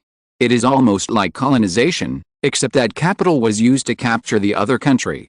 According to our intelligence clues, the various political parties in these countries have been infiltrated by the Dutch liberals, Christian parties, socialists, etc., and in the name of democracy, they have lured the various parties in these countries to join the alliance of the three major Dutch parties. Bismarck said with great admiration, I have to say, I once doubted why William IV did not learn the two-party system of Britain and America, which would be at least more stable. However, after the Dutch legislation established a joint cabinet system in 1870, the third largest party, the Socialist Party, was successfully established, and the internal political structure of the Netherlands was completely broken. At the end of 1878, the Christian Party and the Socialist Party jointly ran for election and defeated the Liberal Party. After that, the three Dutch parties began to carry out party political diplomacy around the world. Countries around the world were unwilling to offend the Netherlands, and even hoped that under the enticement of these ruling and opposition parties, countries around the world began to make choices among the three parties, which became an excuse for the Netherlands to take the opportunity to intervene in the internal affairs of countries around the world. Bismarck exclaimed, first, the three Dutch parties absorbed the water from countries around the world like a sponge, and then absorbed the attraction and elites of countries around the world. At present, there is a trend of social talents immigrating to the Netherlands from all over the world. In fact, it is because of the siphoning power of the Netherlands. William I's hands trembled, he looked up, and said uneasily, the number of immigrants from Europe to the Netherlands every year has not decreased because we took the lead in stopping immigration last year. On the contrary, the more we stop it, the more the immigration mentality of the people has increased. Old Moltke also worriedly said, originally, the population of the Netherlands could hardly support the status of a first-class country, but William IV siphoned the Dutch people from all over the world to the Netherlands, especially the Far East Australian continent. Under the encouragement of childbirth, the population has more than doubled in the past 18 years, almost 20 million. European whites and American white immigrants have also become the second largest ethnic group in the Netherlands, currently 6 million people, plus the Far East natives and African blacks. The current number of Dutch in the Far East exceeds 40 million, the population is not less than ours, and the Netherlands also owns African territories. The Far East natives who immigrated are plus the natives born there, more than 10 million, and the native African blacks exceed 15 million. The population ruled by the Netherlands exceeds 65 million, second only to Britain and the Russian Empire in Europe. In addition, the Netherlands has an advanced industrial base and manufacturing system, and a huge market. The rise of the Netherlands is definitely a tough opponent that we Germans will have to face in the future. Yes, Bismarck said, the Netherlands also has the largest number of allies in the world, and it happens that the technology and industry of these allies lag behind the Netherlands. Even the United States of America, which has advanced industries, is dominated by Dutch people. Obviously, the economic hegemony of the Netherlands involves the whole world. Relying on the huge markets of these allies, the Dutch industrial products, clothing products, and plastic products will continue to earn the world's gold and silver. At present, the Dutch guilder has replaced the British pound as the most widely used paper currency in the world. Among the top 5 financial capitals in the world, London, New York, Sydney, Amsterdam, and Berlin, the Netherlands has 2 of them. With the support of two financial capitals, the Dutch guilder will have a solid foundation to become the world's strongest currency. William I said, yes, I got secret intelligence from Washington a few days ago that the President of the United States, Stephen, has been frightened by the Dutch island circling exercise around the British Isles. The news came that Stephen signed a document agreeing to use the Dutch guilder to trade imports and exports in New York. I think William IV should be proud at this moment. The Dutch guilder has become a global currency and has finally become the most powerful currency in the world. Old Moltke suddenly asked, didn't William IV have already planned this time, dragging America into the water, and then slapping it in the face, causing the Netherlands' originally distant ally to give in instantly and create the Dutch guilder? William I and Bismarck looked at each other and saw the doubt in each other's eyes. After a long time, William I said solemnly, if this is true, William IV, you are amazing. We must re-evaluate the purpose of the Dutch joint exercise around the British Isles. Chapter 838, The Politics of Chimpanzees. While the top leaders in Berlin and London were speculating on the Netherlands' purpose of forming a multinational coalition to surround the British Isles and were afraid to act rashly, King William IV of the Kingdom of the Netherlands, the culprit, was lost in thought. The time has come for the normalization of relations between the Netherlands and France. Thinking of this, William IV pouted his lips and showed his pride. The current international situation is chaotic, and everything is attributed to his Dutch manipulation. Facing the Netherlands' island circling exercises against Britain, the Netherlands continues to expand around the world. To the north of France, facing the powerful military and political and economic power after the fusion of Germany, Napoleon III was calculated by Bismarck and let the Lion government break away from Paris rule and become the Third Republic. With the rise of countries around France, France's panic about security has increased. At present, this former European superpower is facing the embarrassing position of becoming two first-class countries after the split. Pride is not below, and demand overrides the gains and losses, resentment and ideas of the northern and southern regimes. Now Paris is looking forward to expanding its choices. Napoleon III is unwilling to blindly follow Britain. He has already taken a big-picture approach and is willing to talk to the Netherlands. All of this was within William IV's calculations. As a time traveler, he naturally understood the law of the jungle. The fittest survive, and the unfit are eliminated. In his previous life, William IV learned that scholars who studied human DNA from the perspective of chimpanzees discovered an interesting nature, that is, alliances. Ambitious chimpanzees who intend to become group leaders will slowly win over friendly forces, try to win the favor of supporters, and share leaf food with them, and then wait for opportunities and choose a perfect time to launch a rebellion. As for eternal power, it does not exist, because there are constantly young chimpanzees seeking to form new alliances. In a group of more than 30 chimpanzees, more than 1,000 large and small alliances can be observed in a year. William IV called it chimpanzee politics. It is the survival instinct of human beings to unite forces to fight against the main enemy, and countries that can provide some capabilities that they cannot obtain independently are regarded as perfect alliance objects. This was the case with the Kingdom of Denmark, which faced the Prussian invasion of Schleswig and Holstein, and Sweden, which faced the possible threat of the Russian Empire. How could the rising America be different?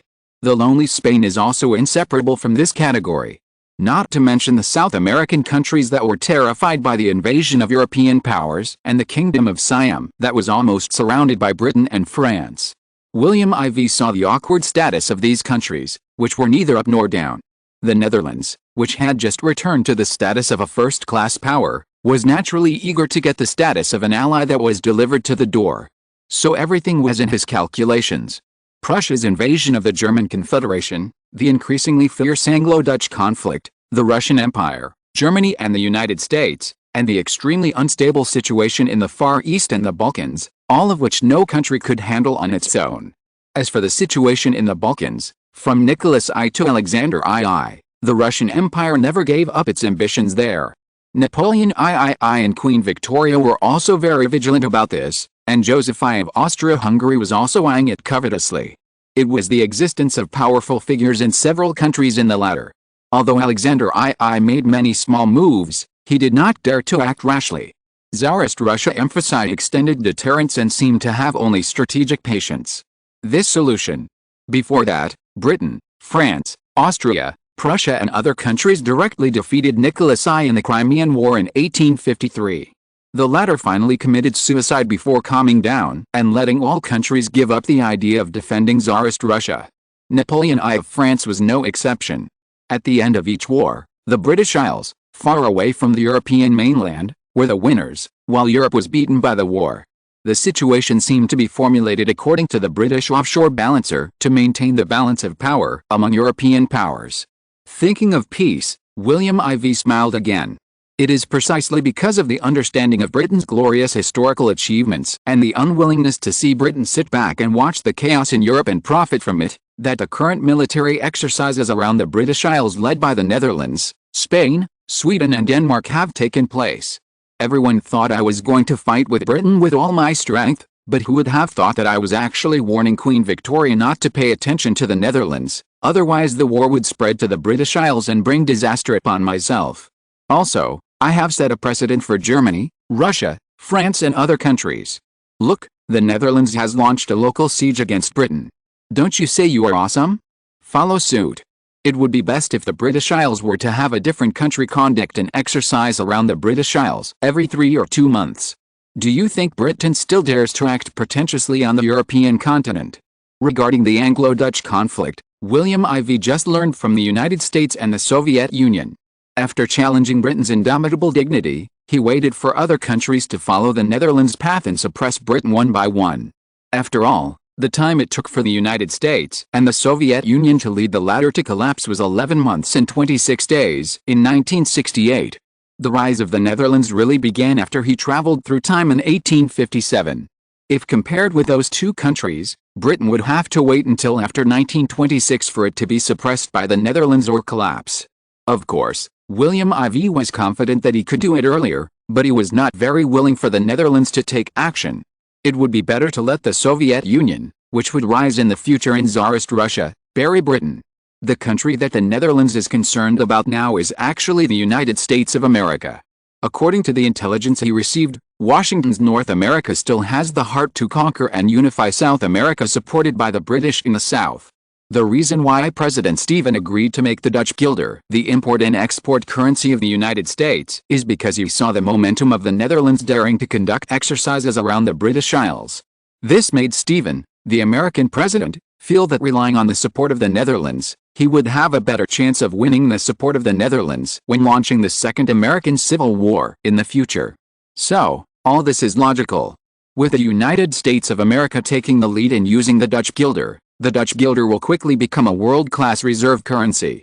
Thinking about the Dutch guilder actually replacing the status of the British pound in the late 19th and early 20th centuries, coupled with the possibility of William IV suppressing the American upper world in World War I and World War II, the Dutch guilder's reserve currency status will be as solid as a rock by then.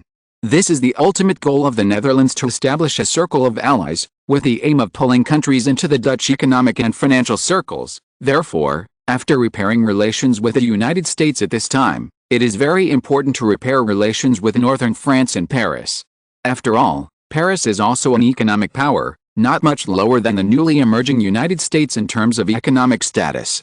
Once Napoleon III and Paris is also pulled into the Dutch economic circle, will the political circle be far behind? Chapter 839, France is afraid and weak. Just as William IV thought, in the Palace of Versailles in Paris, Queen Eugénie, the regent of the Second French Empire, took a deep breath, and then said to Napoleon III, who caught a cold and was lying on the hospital bed, "Now there is only one diplomatic matter that France can achieve independently, and that is to repair its relationship with the Netherlands." So for the Netherlands, which we see has allies all over the world, but is still challenging your British maritime status, and looking at this hateful country that is bolder than our Uncle Napoleon, Napoleon I, back then, why should we restore relations with it? And why now? The first thing we have to do is to reach a consensus on this issue. Napoleon III blinked, then nodded, indicating that he was listening carefully. Queen Eugénie said, "Now Britain is a little anxious and believes that it is in the fastest foreign policy transition period since the Napoleonic Wars, 1803 to 1815, in this century. This is recognized by Queen Victoria and Her Majesty. Your Majesty once imagined that Britain would help us deal with Germany, help us conquer the Lion government in the south, and complete the unification of the Second French Empire. However, the British government in London always looked back and forth, obviously unwilling to see a unified French Empire. Your Majesty must know the reason. Naturally, they are afraid that we will threaten them, and at the same time, they use us to threaten Germany and provoke our relationship. Britain has benefited from hiding behind. Napoleon III was silent. He had visited London in person and tried to persuade Queen Victoria to help fight the Civil War. He only needed Britain to contain Germany, but in the end he returned empty-handed. Britain was unwilling to defend Berlin, let alone help France regain its position as the hegemon of the European continent. Thinking of the time when he and Bismarck, who was still the Prime Minister of Prussia, took a hot spring bath in Paris, and arrogantly gave alms to each other, he felt very embarrassed when he thought about it now. This also led to him trying his best to incite France to hate the Germans and finally stand on the side of Britain. However, it is obvious that standing on the side of Britain is far from what he wants. So he couldn't help but say, now the honeymoon era between Britain and France has begun to fade. Queen Eugenie said, in recent years, Queen Victoria has never publicly complained about her eldest daughter, Princess Victoria, marrying the German Crown Prince Frederick, and William I has never suppressed his daughter-in-law. It is obvious that both countries are avoiding direct confrontation with each other. On the contrary, when Prussia expanded abroad many times in 1870, Britain was silent before trying to persuade it to make peace.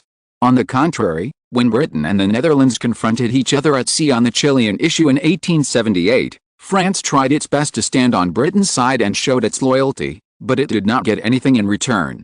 Now France's diplomatic route is getting narrower and narrower, but Britain does not show us what it wants. Do we still need such an ally? Eugenie said this with even more dissatisfaction. Paris was occupied by Germany when she was regent, which was a great embarrassment to her. Now the resources of various countries before the German fusion are more powerful, but Britain is still indifferent, and even flirts with Germany, which is absolutely unfair to France. In addition to the recent solicitation of Isabella II in Spain and the strength of the Netherlands against Britain, she no longer has confidence in the alliance between Britain and France. The greater fear comes from the Netherlands.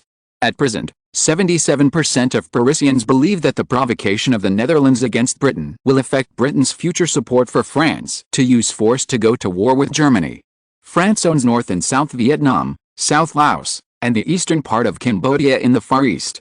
France only has hundreds of thousands of soldiers and white residents there, while the Netherlands has more than 20 million.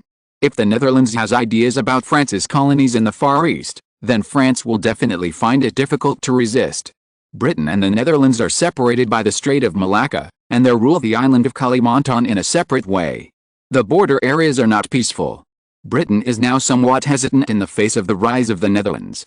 The previous strong position of maritime hegemony seems to be gone forever. Therefore, Britain's perception of national security is completely different from that of us French. At present, Britain has begun to increase its troops and weapons and warships in the Malay Peninsula where it has disputes with the Netherlands.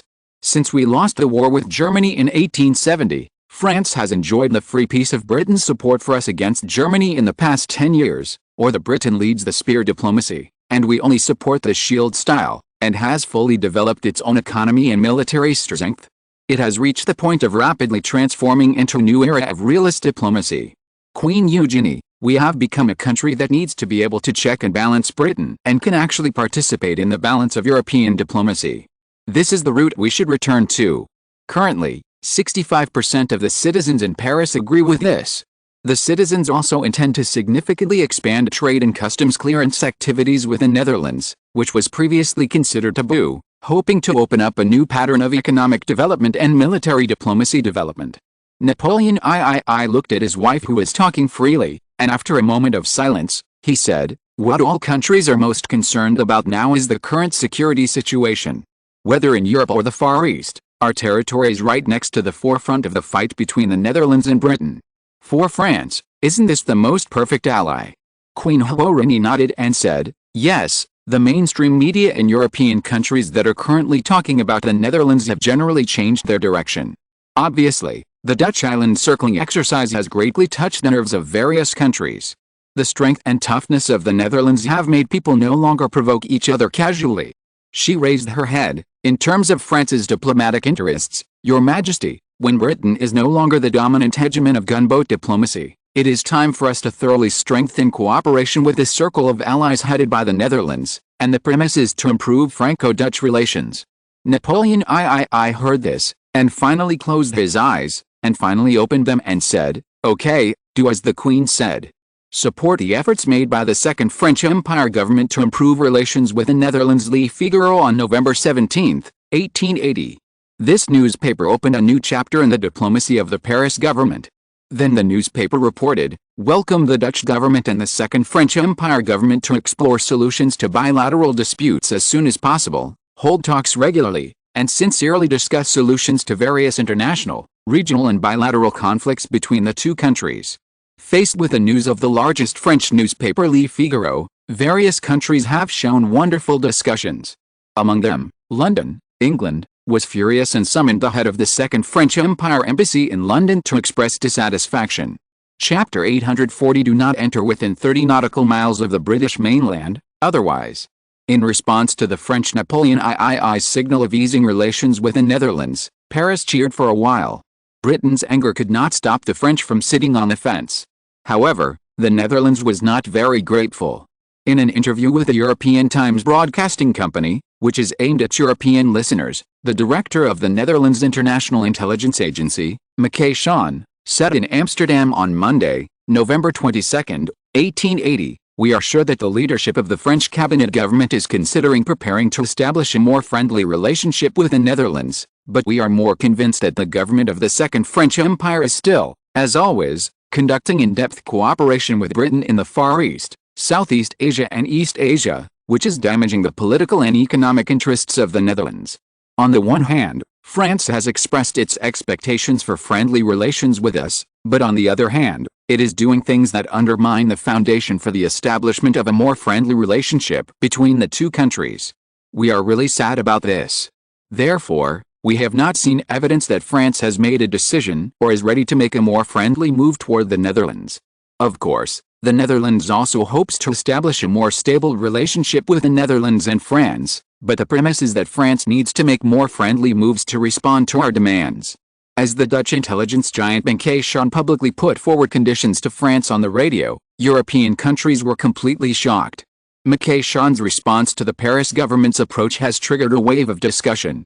Many people are discussing why the Netherlands directly responded to France's sincerity this time with an intelligence giant, rather than a member of the Dutch cabinet government.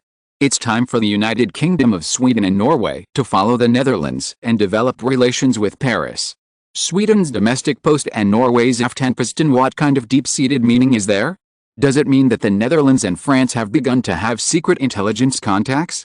Otherwise, why did Mackay, who has been in the Dutch intelligence world for nearly 20 years, speak directly on the radio now, and not in Melbourne, Australia, in the Far East Netherlands, but in Amsterdam, the old Dutch capital near Paris, France and Europe? Madrid needs to be prepared. Spain's La Vanguardia. While the Netherlands is conducting the Circum-British Isles exercise, the intelligence giant directly broadcasts in Amsterdam and shouts out the conditions for establishing relations to France to Europe. Is this a signal that the Netherlands agrees to further contact with France? Austro-Hungarian Empire Kronenzeitung. If France and the Netherlands reconcile, the German Empire will face the complication of relations with France in the future. The relationship between Germany and France must be adjusted, and the relationship with the Netherlands should also enter a period of national diplomatic adjustment. German diplomacy will enter the trend of international vision and avoid becoming a regional country in future games and unable to further expand its influence. Germany's Berlin Daily. The world will never have eternal enemies or eternal friends. There is only the maintenance of one's own eternal interests. After more than 10 years of fighting between France and the Netherlands, with Paris's concession, the Netherlands has been satisfied with both face and money. Many people speculate that Melbourne will agree to Paris's bowing, and we also need to be prepared. In the coming world changes, the Tsarist Russian Empire will maintain its international status unchanged. The Tsarist Russian Empire's St. Petersburg Daily. No one thinks that one country must be hostile or friendly with another country forever. Just like friends, there will be disputes from time to time. There were times when the relationship between the United States and the Netherlands was tense. After all, at that time, their interests had already diverged. Fortunately, the Netherlands and the United States have returned to normal relations. Therefore, Washington supports the normalization of a friendly relationship between the Netherlands and France. we can appear as mediators between the Netherlands and France. These two countries are friends of the United States. Le Figaro, the Second French Empire. Recently, the world media quoted news reports from various governments and expressed the views of various countries on the possible changes in the relationship between France and the Netherlands, and made the positions that each country needs to change. However, what is strange is that the British media has collectively lost its voice. There is no voice in the country about the direction of the relationship between the Netherlands and France. This has to be strange. Obviously, people of insight have speculated that this is a collective order from the British government to the media, requiring silence. However, this did not prevent the British on the European continent from learning the news from various European countries. They also learned that France was considering stopping its diplomatic and military support aid to Britain. This was a natural aid before, which made the British on the European continent realize that this might change the future trend of the conflict between Britain and the Netherlands. Therefore, this kind of uneasy mood was continuously transmitted back to the British Isles. Coupled with the emotional war that might occur on the mainland caused by the island circling exercise not being over, an unprecedented war crisis appeared in Britain. But what was surprising was that the director of the Netherlands International Intelligence Agency not only released a broadcast on November 22, but also on the 23rd. Admiral Mackay-Shawn pointed out on the radio that putting forward conditions to the Second French Empire will send a very clear signal to the British government that the Netherlands' international allies, including the Nordic Alliance and the South American Alliance, are firmly standing behind the Kingdom of the Netherlands and supporting the Netherlands' position, and that the circle of the Netherlands' international allies is expanding. Far from being as weak as the British government has long believed, the Netherlands' circle of allies and partners is now stronger and more united than ever before, and its member states are also expanding. Mackay-Shawn's move to call out to the UK from a distance immediately attracted the attention of Europe and the world, to which London, England had to respond. Therefore, British Foreign Secretary Greville stood up for the first time after the military exercise around the British Isles. He held a press conference directly at the Foreign Office in London to publicly accuse the Netherlands' practice of conducting exercises around the British Isles with a distance of only 30 nautical miles from the British mainland on the grounds that Britain is threatening the Netherlands is unacceptable. In particular, the action of pointing the guns at the British mainland is very dangerous. We are even more dissatisfied with the Netherlands' inversion of accusing Britain of damaging the interests of the Netherlands. The UK's practice of calling on the Netherlands allies to sanction British companies on the grounds of violating the interests of the Netherlands and not allowing them to do business in these countries has seriously damaged the interests of the United Kingdom. For this reason, the British Foreign Office has made a solemn representation to the Netherlands and will continue to take necessary measures to safeguard the legitimate interests of British companies in the future. However, in response to this, Mackay-Shawn, director of the Netherlands International Intelligence Agency, warned in Amsterdam, if the United Kingdom retaliates against Dutch companies in kind, the Netherlands will further retaliate against the United Kingdom. We have more tools available in our toolbox to punish the United Kingdom. Believe me, we will do what we say.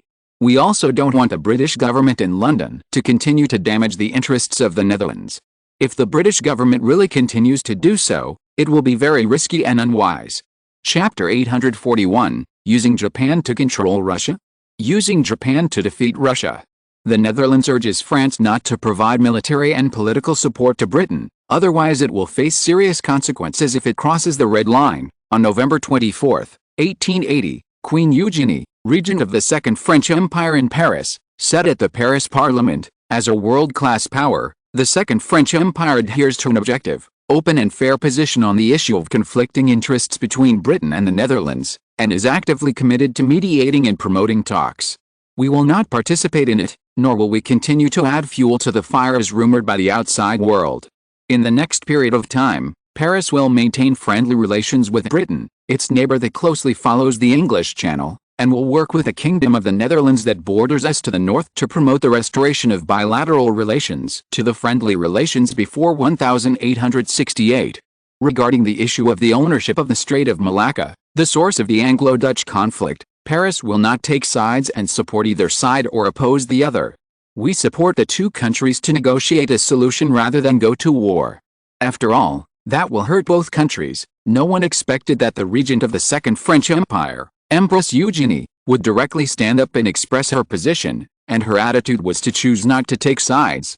Obviously, the report of Le Figaro some time ago that Paris was serious about easing relations with the Netherlands, and at the same time, it also showed that the Anglo-French alliance was about to be dissolved. Everyone who saw this change could not help but speculate that the situation in Europe would undergo drastic changes in the future, and the future European pattern would undergo tremendous changes. The previous pattern of Britain, France, Belgium, the Netherlands, Germany, Austria, Russia, Italy and Portugal will usher in changes. Will Paris join the camp of the Netherlands and other countries? If it joins, what kind of changes will Europe usher in? What will happen to Britain, which is trapped in the single great power? Will it directly choose to ally with Germany and Austria-Hungary in anger to jointly fight against France, joining the circle of allies with the Netherlands? At that time, the Netherlands and Germany will become opponents? If so, what role will the Russian Empire play if it joins it? Luxembourg European Times. The preset topic reported here instantly set off the whole of Europe.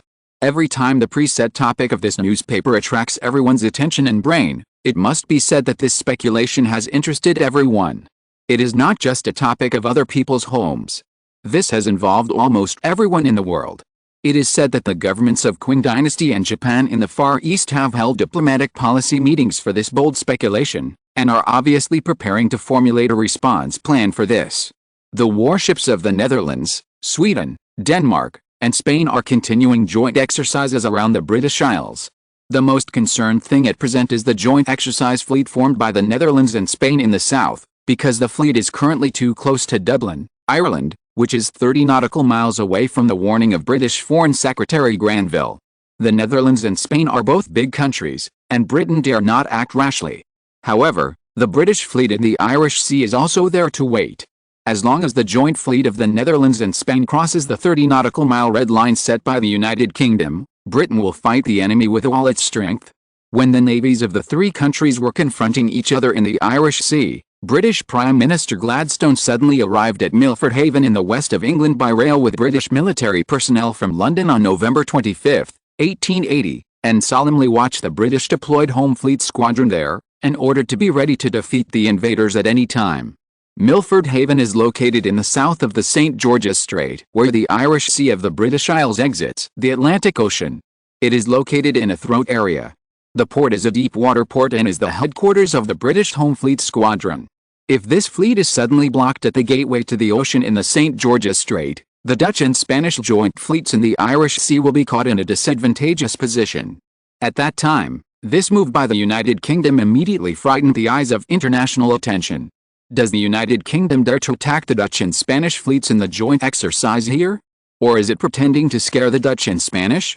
At this time, Queen Isabella II of Madrid publicly stated, "The Strait of St. George is an international water stipulated by the International Court of Justice in The Hague. We have the right to enter and exit freely there, just like the Strait of Malacca. Our joint exercises with Spain and the Netherlands are not aimed at anyone, but if we are attacked, we will definitely respond, and we will be very fierce to let the opponent know the consequences of offending us." When asked what the consequences were, the Queen, who is currently a strong queen in Spanish history, actually smiled slightly and said in a very tough manner, "We will return double, everyone wait and see." The statement of the Queen of Spain immediately made the British approach of encircling the Strait of St. George more attractive. In Spain, many people even called on the government to strengthen the navy to enter the southern part of the Strait of St. George to support the joint fleet in the Irish Sea. On November 27, 1880, Scotland in the north and England in the east sent alarms to London, indicating that the Swedish Dutch, Danish Dutch and joint fleets here were approaching a position of 30 nautical miles, threatening the security of the British mainland. At the same time, the British MI6 also sent back a large amount of intelligence collected. The naval warships of the Netherlands, Spain, Denmark, and Sweden have begun to gather, and there seems to be a trend of increasing the number of exercises. Even the MI6 assessment on Queen Victoria's desk at Buckingham Palace showed that the probability of a naval battle has increased from the previous assessment of 10% to 30%. The situation is critical. Melbourne, in the Dutch Royal Palace. William IV and Prince Albert sat face to face. "Father, if France provides military aid to Britain, it will pay a real price. We have not stated what the consequences are, but all countries know that the Netherlands has many political and economic sanctions to severely damage France. I think if France is suspected of providing support to Britain and its subsidiaries in the United States are prevented from being included in the sanctions list, and the United States is asked to prevent the other party from expanding its business, this will make France and the United States easily fear the Netherlands. Will the result be the opposite? William IV shook his head and said, the Netherlands' strength has risen, and there is no need for conspiracy. Sometimes the tyranny of open conspiracy is more acceptable than conspiracy, and the resistance is also smaller. My child, politics needs the assistance of psychology. Seeing through a person's psychology, understanding his position, and then formulating relevant countermeasures is a complete political science. Otherwise, strategy alone is not enough, and it is necessary to adapt to local conditions. The 16-year-old Prince Ter nodded humbly, then asked, Father, Germany is currently hiding aside, but no one will underestimate it. With the support of Austria-Hungary, it is a behemoth. Such secret forces and strength are very disadvantageous to us. Germany and Austria-Hungary are currently developing secret forces in America. They have become a third foreign country second only to us in Britain. We need to prepare for this. William IV looked at his eldest son with appreciation. My child, you are not blinded by the excitement of Europe. It seems that your horizons have broadened a lot. Your worries are right. However, Father has already made arrangements there, so there is no need to worry about it. Already made arrangements? Prince Albert wanted to ask in his heart, but seeing William IV's smiling and confident expression, he forced himself to hold back. Then Father, how should we treat Japan in the Far East? You asked your children to welcome them warmly, but they are clinging to Britain. Until now, they have only expressed friendship with Britain and the Netherlands. Obviously, they will not be a help to us. I think it is better to support Qing Dynasty and Korea, plus Spain and America. In that way, our position in the Pacific will be more stable. The more he spoke, the more feasible Prince Albert felt that his idea was. However, when he looked up, he saw William IV still with the same confident and smiling expression as always. Could it be that Father has already made arrangements there? Sure enough, William IV said, don't worry about that, son. Japan is worse than France. They are more thorough in sitting on the fence. The Gauls are at least unruly and arrogant, but the Japanese are bullies who only bully the weak and fear the strong. Such people are actually useful. The 16-year-old Albert was at an age full of vigor, but looking at his little adult appearance, William IV smiled bitterly, thinking about the fact that this age in the previous life was only the third grade of junior high school, which was in the middle and high stage, but his eldest son was now at the forefront of calculating the international situation. Thinking about it, he really felt sorry for him. But who told him to be reborn as a prince, and the eldest son at that, so he can be considered unlucky? It only took a moment for William IV to think about it. He said, everything in the world has two sides, with advantages and disadvantages. Japan's characteristics naturally require allies to be wary of, but if it is a tool, it can be used to formulate plans for its characteristics. Prince Albert, what is Father's plan? William IV said with an extremely wise look, since Japan is not sincere to its allies, it is natural that its interests come first. Now it is using Britain to deal with Qing Dynasty to prevent Qing Dynasty from interfering in Japan's expansion of influence in the Korean peninsula. It is obvious that it has ambitions for the Korean peninsula. Even our intelligence collection has revealed that Japan began to collect geographical information in the northern region of Qing Dynasty many years ago. Obviously, its ambitions exceed the scope of the Korean peninsula. Ignoring Prince Albert's shock, William IV continued, Japan is a country that is used to hiding its weaknesses or willing to bow down to anyone.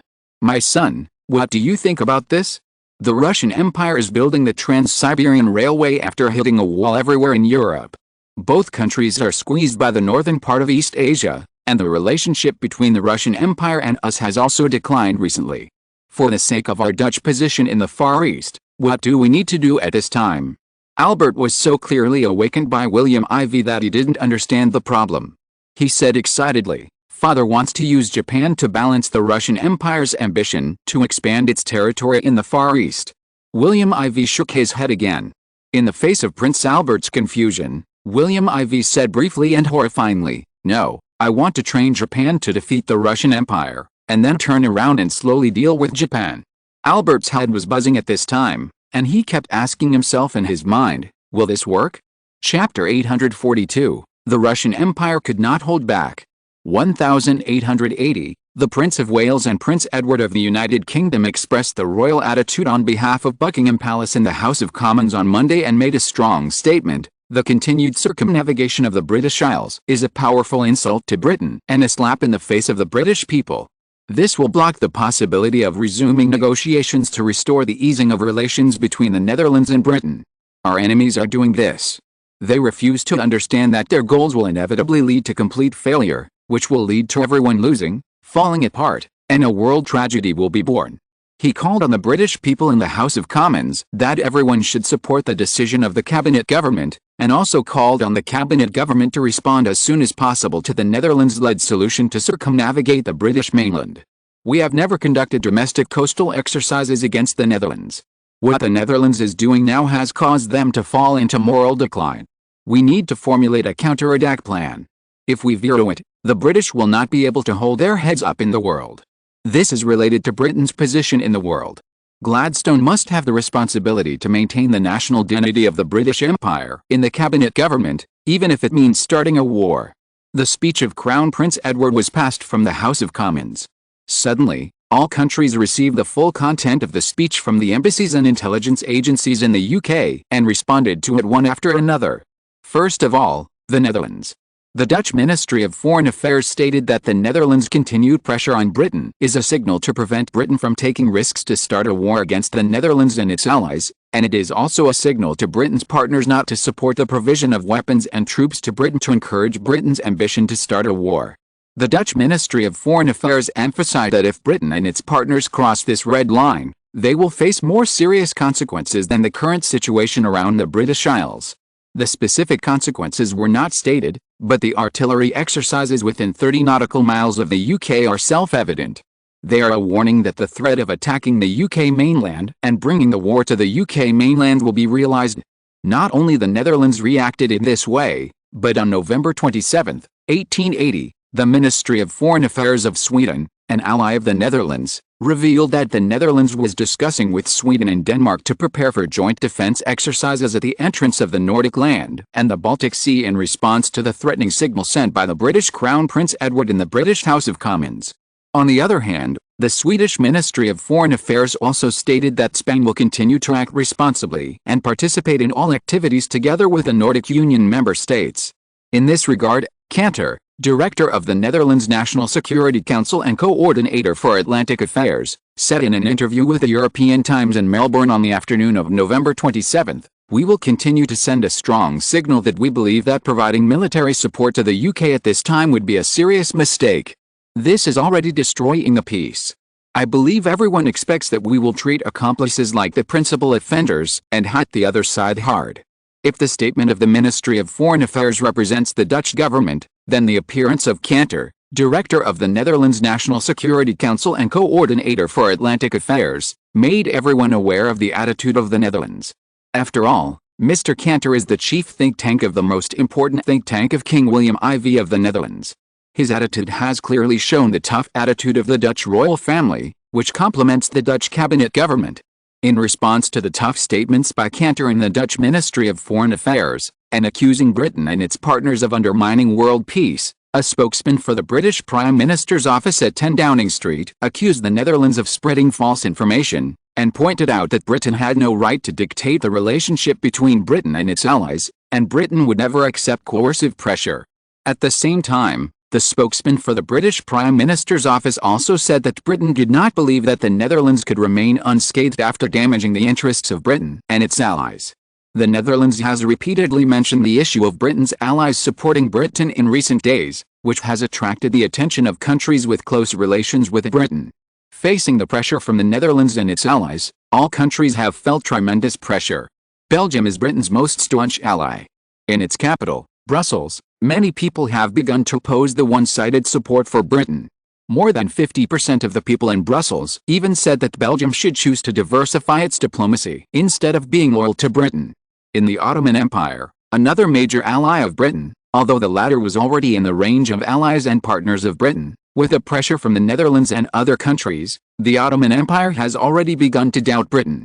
If the Russian Empire had not recently launched the pan-Slavic movement in the Balkans with the help of Serbia, which increased the sense of crisis in the Ottoman Empire, Constantinople might have stood up and expressed its neutrality to the Netherlands. In particular, last week on November 29, 1880, when the Dutch Deputy Prime Minister Jules Donatan visited Constantinople, he was received by Abdulhamid II, the Sultan, Emperor, and Khalifa of the Ottoman Empire, and he presented a letter of greetings from William IV to Abdulhamid II.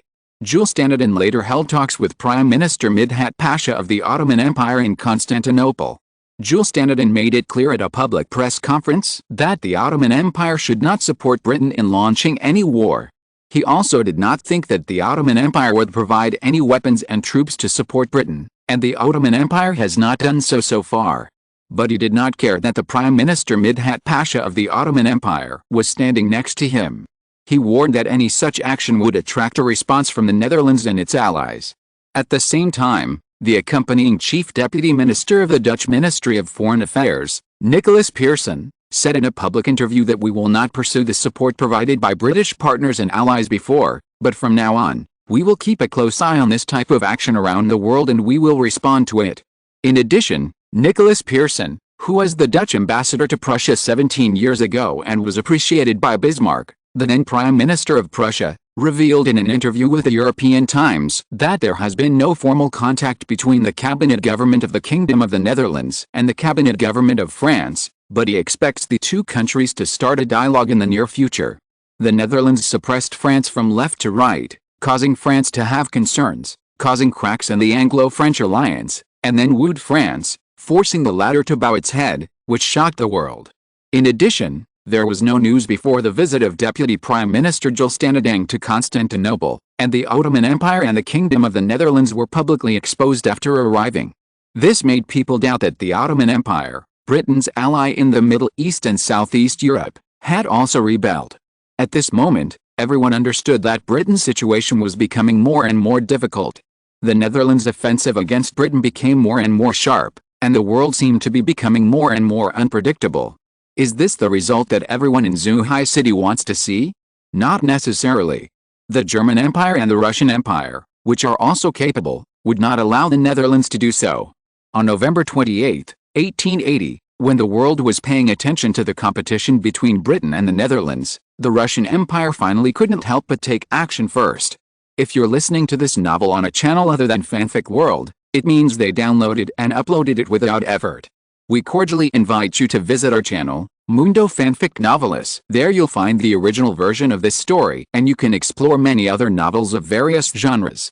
We're waiting for you to immerse yourself in a world of incredible novels. Chapter 843, Franco-Russian Mediation. At present, both countries are taking steps to reduce their economic and political mutual dependence on Britain. Napoleon III, the 71-year-old emperor of the Second French Empire, who has been lying in bed for a long time, publicly stated in Paris when meeting with the Prime Minister of the Russian Empire, Gorchakov, if the Netherlands and Britain really clash in the Strait of Malacca or in the Atlantic, the impact on France will be more direct than the two previous Crimean wars. Gorchakov also said that compared with the American Civil War that began in 1861, they are more worried that the result of the conflict between Britain and the Netherlands will have a deeper impact on the Russian Empire. After a speech in the House of Commons in Paris, many French parliamentarians expressed their concern about the tension between Britain and the Netherlands. It is hoped that the Russian Empire, which has friendly relations with the Netherlands, can stand up and mediate the relationship between the Netherlands and Britain. In response, Prime Minister Gorchakov mentioned the situation of the Strait of Malacca stuck between the Dutch East Indies and the Malay Peninsula, pointing out that the Strait of Malacca has become a more dangerous flashpoint, and a conflict between the Netherlands and Britain may break out if the guns are accidentally fired. Even Gorchakov expressed concern about the crisis on the English Channel and the North Sea coast. The Strait of Malacca is the closest point, but the Strait of Malacca is a very important international waterway, both in terms of economy and military. It can be compared with the Suez Canal in the Middle East, which was opened a few years ago, and its narrowest point is only 37 nautical miles. Although the Netherlands and the United Kingdom do not want to take military action in the Strait of Malacca, any mistakes or accidents may lead to dangerous out of control and a vicious cycle of tit for tat. The conflict in the Strait of Malacca will have an impact on the world. Although the Russian Empire is located at the northern end of the Eurasian continent, we also have an outlet to the sea in the Far East. At the same time, We used the Alaska Peninsula to successfully trade with the Netherlands in exchange for the North Kalimantan province on the east side of the Kalimantan Island, which is located on the east side of the Strait of Malacca. Surrounded by major powers such as the Netherlands, Britain, and Spain in the Philippines, the influence on the Russian Empire will be more direct than the impact of the American Civil War on our Russian Empire. This is not only because our North Kalimantan province is closer to the Strait of Malacca, but also because the relationship between the Russian Empire and the Netherlands and Britain is far more profound than the relationship between the Russian Empire and the United States. Napoleon III on the side continued, the position of the Second French Empire is that we have repeatedly emphasized to the Netherlands and Britain that the French Empire, like many countries in the world, wants to maintain friendly relations with Britain and the Netherlands and is unwilling to be forced to choose sides. The Second French Empire also wants to put national interests first and take an objective and principled position, even if doing so may make Britain and the Netherlands unhappy. Napoleon III emphasized in the Paris House of Commons that the Second French Empire must be confident and ensure that the country remains united in order to maintain its position in the long run. Gorchakov, Prime Minister of the Russian Empire, who was standing beside him, agreed and pointed out, it is understandable that the interests of countries around the world are not the same. Incompatible worldviews and domestic political pressures have led to a lack of strategic communication and mutual trust between Britain and the Netherlands. Although the two countries must avoid war and conflict, they cannot be regarded as weak. The recent joint exercise around the British Isles reflects this situation well. This event has deepened the suspicion of Britain and the Netherlands, leading to more tense relations between the two countries. It has hindered the communication between the two sides. However, Napoleon III said that he was very happy to see that although Britain and the Netherlands were at odds, in the past, at each annual meeting organized by the International Court of Justice in The Hague, the British Minister of Justice and the Dutch Minister of Justice would attend the meeting in The Hague and meet after the meeting, which he believed highlighted that both sides recognized the need for dialogue. At least there was no interruption in judicial exchanges. Gorchakov also agreed that effective communication between Britain and the Netherlands was crucial to dealing with sudden risks in international affairs. With tough, negative views of each other becoming a structural feature of British and Dutch geopolitical discourse, the two powers have to put up guardrails to prevent the bilateral relationship from derailing, said a member of the House of Commons facing Napoleon III. The two countries are engaged in fierce and sharp strategic competition in a number of areas, including arms deals, diplomatic scramble for political allies, economic market capture, territorial disputes, and global influence, which may lead to serious differences in the situation in Europe and the world, further deepen mutual suspicion and make relations even more tense.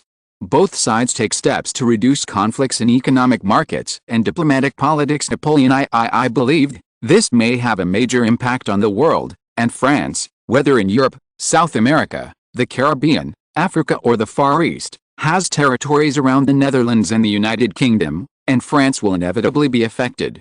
At the same time, with the marriage of Prince Alfred, Duke of Edinburgh, the second son of Queen Victoria, to Grand Duchess Maria Alexandrovna, the only surviving daughter of Tsar Alexander II of the Russian Empire in 1874, the relationship between Britain and Russia has changed from cold to warm, so the Russian Empire is no longer completely biased towards the Netherlands in the Anglo-Dutch conflict.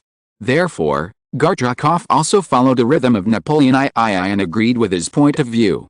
Napoleon III was naturally delighted to see this, so he said, the open economy of the Second French Empire is highly dependent on external industrial technology. We hope to develop closer relations with Britain, and at the same time, we also hope to develop economic and diplomatic relations with the Netherlands, deepen exchanges with the Netherlands, and thus benefit from being an important node in the world economy and politics. Gorchakov also said, the same is true for the Russian Empire. The Netherlands is the largest foreign investor in the Russian Empire and the largest source of military weapons for the Russian Empire. Our industrial base is built with the support of the Netherlands. The two countries have been important quasi-allies for many years. At the same time, the Russian Empire is also one of Britain's biggest geopolitical opponents and partners, and one of the important pillars of European politics for many years. In the past few years, Britain has also increased investment in the Russian Empire to help Britain build its industrial base. In the Balkans, Britain is also an important partner of the Russian Empire to maintain the balance of the Balkans. Napoleon III said, Harmonious relations between Britain and the Netherlands are beneficial to the prosperity and security of the Second French Empire. On the contrary, if there is a problem with the Anglo-Dutch relationship, the advantages originally enjoyed by the Second French Empire will turn into disadvantages. Gorchakov said in his speech, "Russia and the Netherlands maintain a good situation, continue to deepen cooperation and consolidate the unique quasi-alliance relationship of all-round cooperation in keeping pace with the times. Deepening cooperation between the two countries in the fields of politics, military, economy, Europe and even the global situation will strengthen the policy connectivity between the two countries, promote bilateral relations and cooperation, and also promote world peace." Napoleon III also emphasized in the Paris House of Commons that France could not abandon Britain, a partner across the English Channel, and would continue to maintain good relations with Britain because it was a mission, but he emphasized that he would maintain good relations with the Netherlands to avoid becoming an enemy and opponent of the Netherlands. Obviously, both of them tried to declare diplomatically that the Russian Empire was pro-Dutch and pro-British, and the Second French Empire was pro-British and not pro-Dutch, to balance the impact of the Anglo-Dutch conflict. The two people's answers to the Anglo-Dutch conflict in the Paris House of Commons were affirmed by all the members present. Even in the end, Gorchakov and Napoleon III proposed that France and Russia were willing to stand up and propose meetings to Britain and the Netherlands to coordinate and ease relations. The two countries were willing to act as mediators to return Anglo-Dutch relations to a peaceful and rational track. No one expected that the Anglo-Dutch conflict would actually make France and the Russian Empire stand up to mediate. Are Britain and the Netherlands willing to accept the mediation of France and Russia? Crown newspaper of the Austro-Hungarian Empire. If successful, the Russian Empire and the French Empire will consolidate their status as the dominant powers in Europe, and establish their prestige. Napoleon III will completely get rid of the haze of being defeated by Germany that year. Le Monde of the Second French Empire. It is impossible for the world to be without ambitious countries. Therefore, the emergence of the Russian Empire and the Second French Empire has shown the urgency of the great powers to rise to power. France and Russia are using the Anglo-Dutch conflict to demonstrate their ability to mediate. However, if the mediation fails, Russia and France will lose face. What kind of shameful evaluation will Russia and France face at that time? German Empire. Berlin Daily. The world has always been remotely controlled by major powers. The influence of the Netherlands and Britain as global powers is expanding. Britain, France and the Netherlands and Russia are all quasi-allies. Now their respective major powers and quasi-allies have come out to mediate. We don't believe that Britain and the Netherlands don't know where the motives behind it come from. So I even have to doubt whether Britain and the Netherlands have reached the point of voluntarily easing relations, but they just can't let go of their face. Therefore, using Russia and France to mediate is actually a good plan. German Empire. German Weekly. The one who most hopes that the two countries will ease relations is the Second French Empire.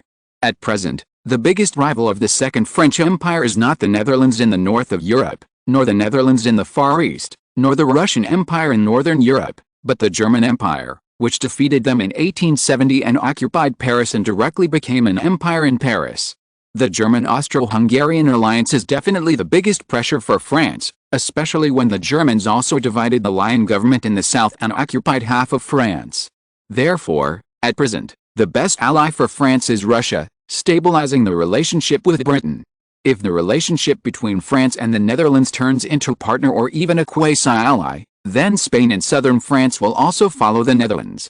At that time, Germany will support the French Third Republic occupying Lion and will be in a semi-encirclement. Even Napoleon III will recover southern France and unify France. Prince Albert said to his father William IV with a vigilant look, "Father, I think it's not bad to further develop relations with France." William IV did not deny it, but unexpectedly asked, "What about the Russian Empire?" Prince Albert, "Didn't father have been prepared before? It was said that Japan would deal with it before. Isn't it changed?" Chapter 844, The Rise of Anarchism Controlled by People. The abominable mask was finally torn off. Human beings were no longer under imperial rule. They were free and unfettered. Human beings were equal. There were no classes, ethnic groups or national names. There was no need to fear, worship or distinguish between high and low. Everyone was the emperor who ruled himself. The women who walked by were all real, beautiful and kind. They seemed to be free fairies. They said they were smarter than they had thought before. They said they were passionate. They were completely changed. The world seemed to be a paradise. On December 1, 1880, William Godwin, a British-Irish writer, published Political Justice in Dublin. It included the broad-minded Prometheus Freed written by his son-in-law Shelley. Once the book appeared, it immediately triggered a sales frenzy in the UK and became one of the most popular new books in history. However, the views expressed in it caught the British royal family and the British cabinet government off guard. Even because the UK attracted the attention of the international community, this book began to appear throughout Europe and the United States. The views in the book have won the support of many fans. It triggered a tsunami of questioning the government and the royal family. His appearance seemed to have impacted the hotspot of the Anglo-Dutch conflict. Countries were worried that the views of this book would trigger a tsunami that was not conducive to the power of their ruling class, so they enacted laws or administrations in various countries to prevent its spread. It rose at the same time as the doctrine that rose in the former Tsarist Russia and the future Soviet Union, but the two were different and soon parted ways. This viewpoint, born in Britain and Ireland, was identified by various countries as anarchism. Its core selling point, the core argument of the central idea, is that any form of rule is abominable, and the government is not only irrelevant, but also harmful. After the birth of this view, the British Anabaptists and Diggers were born in just 1 month, which was a flood and beast in the eyes of the British government. At the same time, it seems that under the influence of Britain, the book has really expanded its influence outside the UK. The second anarchist trend was represented by the activities and writings of Proudhon and his student Anselm Bergerac, who lived in Paris in the Second French Empire. They mainly focused on the mutual aid wheel theory, the humanities theory, and the idea that workers should not be involved in parliamentary politics, but should achieve self-liberation through direct actions in the streets and factories. They caused a shock throughout France. When Napoleon III met with the visiting Prime Minister of the Russian Empire Gorchakov, they became another most popular view in the whole of France. Even for this reason, the private newspaper Le Figaro, in addition to the front-page newspaper reserved for the meeting between Napoleon III and Gorchakov, the second page became the page for this teacher and student. Therefore, this wave of anarchism successfully landed in the Second French Empire. It seems that Prime Minister Gorchakov's visit made the French more affected by the events in France than other countries. Just a few days behind France, the dictatorship of Alexander II in the Russian Empire triggered an overreaction and gave birth to a third anarchist trend. Representatives of this trend were two exiled nobles of the Russian Empire, Mikhail Bakunin and Prince Peter Kropotkin. Mikhail Bakunin once declared that the passion for destruction is also a creative driving force. He disbanded the early defenders of the future Soviet Union, but later became a rebel and stood up to establish the anarchist Russian leader. Declaring that capitalism and other ideologies believe that in order to seize state power, the working class must be organized, and revolutionaries, referring to anarchists, organized workers in order to destroy the power of those special powers in the country. Bakunin became the source of inspiration for the Latin national collectivism derived from anarchists, and even attracted people's attention in southern European places such as Brazil, Portugal, and Spain, which made all countries ready. Latin countries even began to arrest people who spread this idea on the streets. It can be seen that Latin countries are afraid of its birth. And another anarchist leader of the Tsarist Russian Empire, the former Prince Kropotkin, who is exiled in Amsterdam, the Netherlands, Europe, was an outstanding writer and geographer.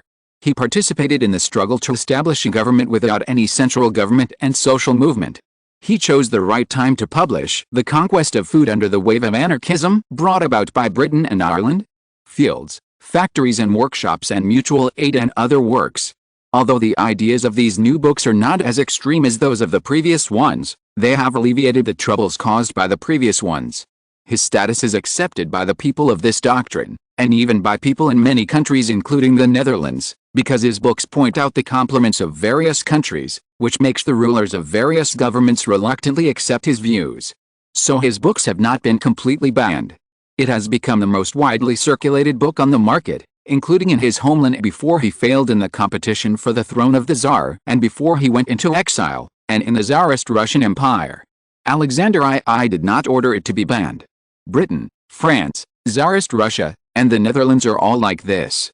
Naturally, the German Empire, which has always been known as the base of New Era thinking and creation, will not lag behind. So the fifth anarchism landed in Berlin. The leader of the German Empire anarchism was Max Stirner, a Berlin journalist, who was the initiator of the fifth anarchist thought in the world. He published a book, Individuals and Property in Berlin, which expounded his understanding of anarchist thought. His thought triggered the German anarchism to emphasize the absolute power of individuals to be free from institutional rule, which attracted many European avant-garde artists and writers from Cuba, the future Spanish great artist Picasso, to Oscar Wilde. On the other hand, the principles of German anarchism themselves ruled out any possibility of establishing an effective anarchist organization. Kingdom of the Netherlands, Australian continent, capital Melbourne, Dutch Royal Palace. William IV was summoning the other two intelligence group directors, in addition to Mackay Shawn, the former director of the Dutch International Intelligence Agency, who was sitting in Amsterdam, the director of the Dutch MI8, Wright, and the director of the Dutch Royal Intelligence Agency, Bill Charley. No one knows that the anarchism currently occurring in various parts of Europe, disrupting the European and global rulers' fears, is actually a large network planned by William IV and launched by the three major Dutch intelligence organizations. The purpose is to stir up the world situation and then develop it in the direction that the Netherlands hopes to see. Chapter 845, Bismarck was ambushed. The spread of anarchist ideas around the world has put rulers on high alert, including the Dutch Christian and Socialist coalition government. But in Melbourne, the capital of the Kingdom of the Netherlands, William IV's palace was relaxed and comfortable, meeting his two intelligence directors, the director of the Netherlands Military Intelligence 8, Leiter, and the director of the Netherlands Royal Intelligence Bureau, Bill Charley. In the field of actual politics, anarchism has achieved several results. The trade unionists under revolutionary anarchism have controlled the workers' movement in France, Italy and Spain. Especially in Spain, the National Workers' Union has developed into the main popular movement in Spain. At present, under our secret promotion, the influence of peasant anarchists has spread to a wide range of areas from Andalusia to Tsarist Ukraine. Anarchism has also contributed to the formation of a new terrorism in some countries. In Italy, we have successfully promoted the birth of the fighter Enrique Malatesta, who is called Propaganda by Action in Italy. At present, the organization led by him has emerged as a middle force of the dark forces in Italy, which provides mature conditions for us to intervene in the Kingdom of Italy in the future. Bill Charley introduced in detail. William IV nodded, thinking, at present, the dark forces cultivated by the Netherlands in various countries have achieved considerable results. In the eyes of open terrorists in various countries, sensational murders or sabotage actions will make unjust acts public, shake the determination of governments to promote policies, and shock the nerves of elite ruling elements reused by various countries. Terrorist acts are the embodiment of his learning from the domineering way of the future hegemon of the 21st century, the United States, in the world, and applying it to the end of the 19th century. Therefore, from the moment the capital was moved from Amsterdam in Europe in 1870, William IV actually began to deploy this hand in Europe by taking advantage of the Australian continent's distance from the European land border. The effect is obvious. Currently, those affected by his method include the Russian Emperor Alexander II, whose leg was almost blown off by domestic anti-Russian royal rulers in St. Petersburg in 1877, the intelligence minister of the Second French Empire, Sadi Carnot, 1878, whose hand was cut off, the former king of Italy, Emmanuel II, and his successor, Umberto I, who were assassinated in Milan in 1878 and both were seriously injured, the Austrian Archduchess Elizabeth, the lover of the Austro-Hungarian Emperor Joseph I in 1879, the former Spanish Prime Minister Cánovas Cardotillo in 1879, etc. No one knows that the anarchists nowadays are actually the implicated persons behind these events, and many of them are even the executors. In short, if it is made public, all peace-loving people will be shocked by the peace and harmony that they used to believe in these people as their ultimate goal, and then they will find out how useless their actions are to peace, and even how they are peace destroyers. At present, the outward appearance of anarchism in various countries is completely opposite to the original intention of the events arranged by the Netherlands. Anarchism has contributed to an important tradition, that is, moral opposition to any form of force. To this end, the Netherlands arranged for Count Lev Tolstoy, a Tsarist novelist who already lived in Rotterdam, to create this tradition. His public attitude was that the coercive power of the marriage system was no weaker than that of the Tsarist system. This nonviolent creed attracted many enthusiastic followers from the Solidarity movement around the world and modern European environmentalists. In addition, Bergerich's famous battle slogan "Anarchy itself is order" has also been transformed from being rejected by people in all parts of the world to being accepted. This slogan contains extremely serious moral elements, prompting people in modern countries including the Netherlands to pay wide attention to the irresistible blind power of politics and technology. It is in this sense that anarchism is listed as the most attractive political creed. At present, the anarchists are as designed. They are at two completely different opposite ends of the European political stage, with a strong governmentist Bismarck, the iron-blooded Chancellor of the German Empire. Bismarck is at the core of centralized politics. As Your Majesty expected, if Germany reacts, then under the suppression of the German government, anarchism will be on the edge of Germany's internal power. Bill Charlie, who was born in 1827, is now 53 years old, which is the best fighting age for politics. Bill Charlie followed William IV, who was still the Crown Prince at the time, in 1857 and became the head of the first intelligence organization established by William IV. 23 years have passed, and his position as the top brother in the Dutch intelligence community has never been shaken. At the same time, he is also the one who knows the most secrets behind William IV. Watching the Netherlands go from a second-rate top country in 1857 to a first-rate bottom-end country in the 1960s after defeating Portugal, then jointly sanctioning France with its allies and successfully moving the capital in the Far East to a first-rate top power. Even after stepping on France and the United States to consolidate its position, it finally triggered a power dispute with Britain over the ownership of the Strait of Malacca in 1876, and entered a frank and clear face-to-face confrontation with Britain in 1878. This once again showed the world that the Netherlands had the ability to challenge the status of Britain as a superpower.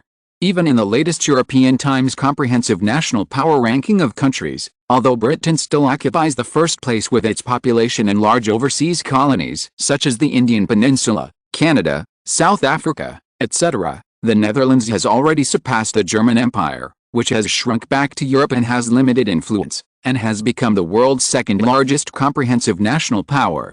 Ranked fourth is the Russian Empire, and after the split, the Second French Empire ranked fifth. If it had not split, the French Empire could have snatched the fourth place from the Russian Empire. Bill Charlie knew that the reason why France split was mainly because the Netherlands provided secret assistance to Thiers, the president of the French Third Republic in Lyon, who was supported by Germany in the south. Even Bismarck, who always thought he had a good grasp of the matter, did not know that the Netherlands had already put pen to paper. The whole incident was handled by Bill Charlie, so he understood how terrifying King William IV was, who had disappeared from the world. Just like the anarchic movement that suddenly appeared in the eyes of various countries, who could have thought that this was something that His Majesty had been planning 5 or 6 years ago? Bill Charlie couldn't help but sigh and said, "No wonder some people say that the early bird catches the worm, or that those who don't think about the future will have immediate worries." Thinking of this, he said to William IV with full respect, "Your Majesty, Bismarck will be busy now." Right, the Director of Military Intelligence, 8th Department, also agreed, "Berlin will be annoyed." William IV smiled and said, "It's better to be busy. Isn't this what we all want to see? To avoid too much energy being calculated on us." After that, several people looked at each other and laughed. Chapter 846, Social Security Promoters in the 19th Century. 1880, when the anarchist movement continued to expand in Europe, German Chancellor Bismarck stood up and said, "There is no room for anarchism in the German Empire. We will not allow this situation to continue to grow wildly in Germany. We will stop them." With Bismarck's public statement, the German ruling department began to restrict the expansion of anarchists in various ways. In this regard, Max Stirner, a Berlin journalist and leader of the German anarchist movement, was naturally unwilling to accept it, so hundreds of thousands of people took to the streets of Berlin every day to make trouble. At the same time, the opposition to the centralization of the Bismarck government won the support of the moderates in German politics. Then the moderates in Berlin seemed to take advantage of this wave and publicly questioned Bismarck's rise in 1862 to force the increase of the power of the royal family and the cabinet government in parliament, which seemed to be a move to drive the moderate liberals out of power in 1862. This reminded many people of Prussia in 1862. In the spring of 1862, Bismarck returned to Berlin. Due to internal pressure, William I of Prussia could not promote him to prime minister. As a result, Bismarck resigned and was appointed ambassador to France. In the same year, in a new round of elections in the Prussian parliament, the moderate liberals won an absolute victory and immediately vetoed all the funding for military reforms by the Prussian government. The government and parliament controlled by William I fell into deadlock. Under major contradictions, Bismarck finally became the only possible candidate. On September 23, 1862, William I recalled Bismarck and appointed him as Prime Minister and Foreign Minister of Prussia. And on September 26, 3 days after becoming Prime Minister, Bismarck directly told the Parliament in his gavel speech in the Prussian House of Commons, the major issues of the year could not be resolved through speeches and majority resolutions, but with iron and blood. Since this speech, Bismarck was nicknamed the Iron Chancellor. Later, William I also publicly expressed his support for Bismarck's speech, and once again at a royal press conference, regardless of the presence of reporters, he said to Bismarck next to him, "I know the outcome very well. They will look at your head in front of the window of my square, and then chop off my head." Bismarck's answer at the time was, "Since I will die sooner or later, why not die decently? There is no difference between dying on the gallows or on the battlefield. We must fight to the end." After Bismarck finished speaking, the Chief of Staff Moltke next to him also agreed and said that he was willing to give his life for their ideas.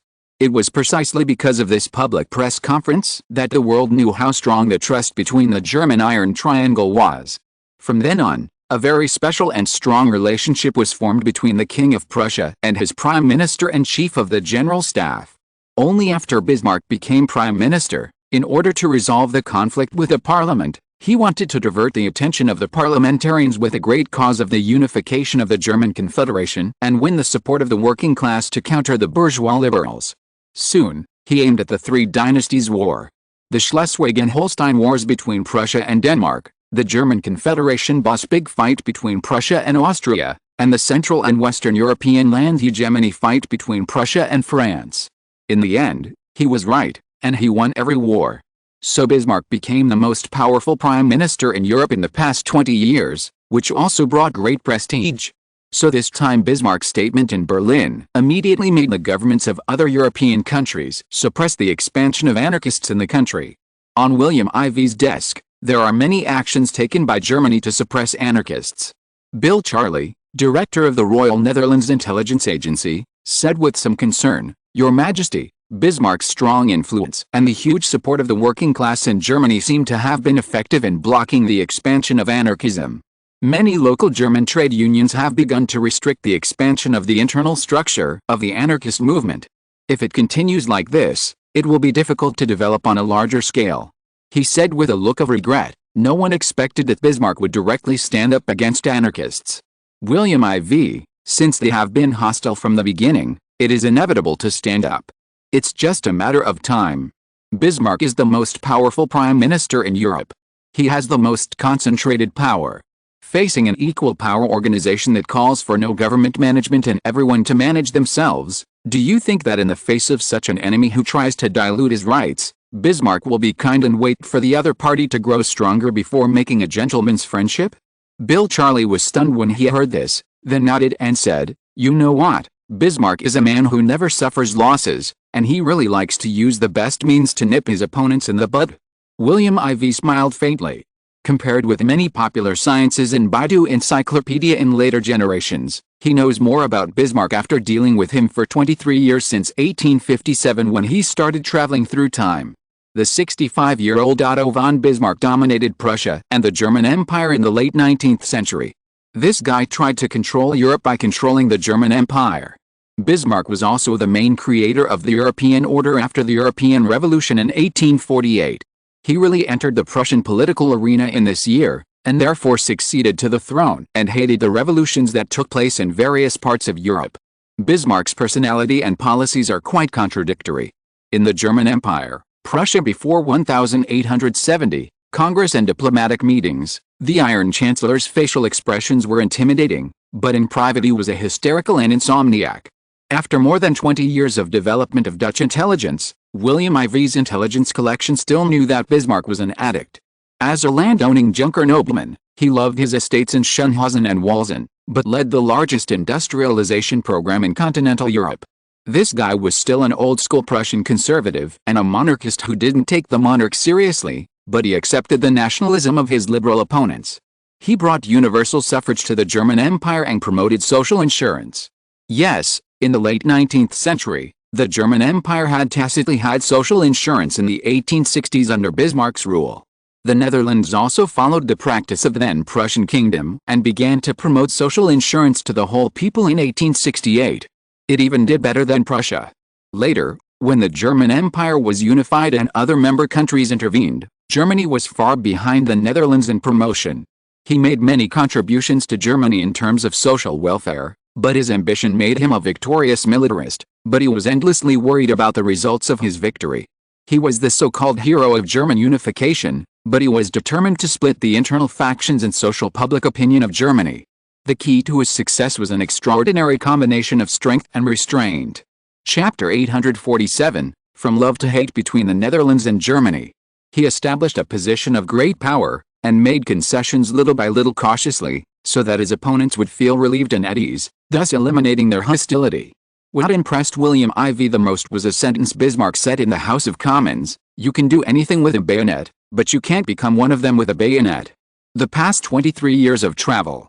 The reason why William IV was cautious and never launched expansion in Europe, especially when Prussia was still Prussia, he did not launch an invasion of the eastern territories, such as the Kingdom of Hanover and other surrounding duchies, was actually because he was worried about Bismarck's counterattack. He even often thought about what would happen if the Netherlands proposed to Prussia to jointly invade these German confederations. William IV smiled bitterly and found that if he really did that, the final result would be more than 50% of the probability that the Netherlands would become the target of Prussia's invasion. So he chose to sit back and watch Prussia grow stronger. Even when Denmark was invaded by Prussia, it only tried to win over France and other countries to balance the other side, and used the firm belief of Britain's maritime hegemony to prevent Prussia from occupying Denmark and then controlling the Øresund Strait between Denmark and Sweden, and completely mastering the Baltic Sea's gateway to the Atlantic Ocean. He was right. In the end, although Denmark lost Schleswig and Holstein, it saved other parts of its homeland. And he also used this plan to bargain with Bismarck and got the support of Prussia, and finally let his father William II, who had retreated to the second line, become the Duke of Luxembourg.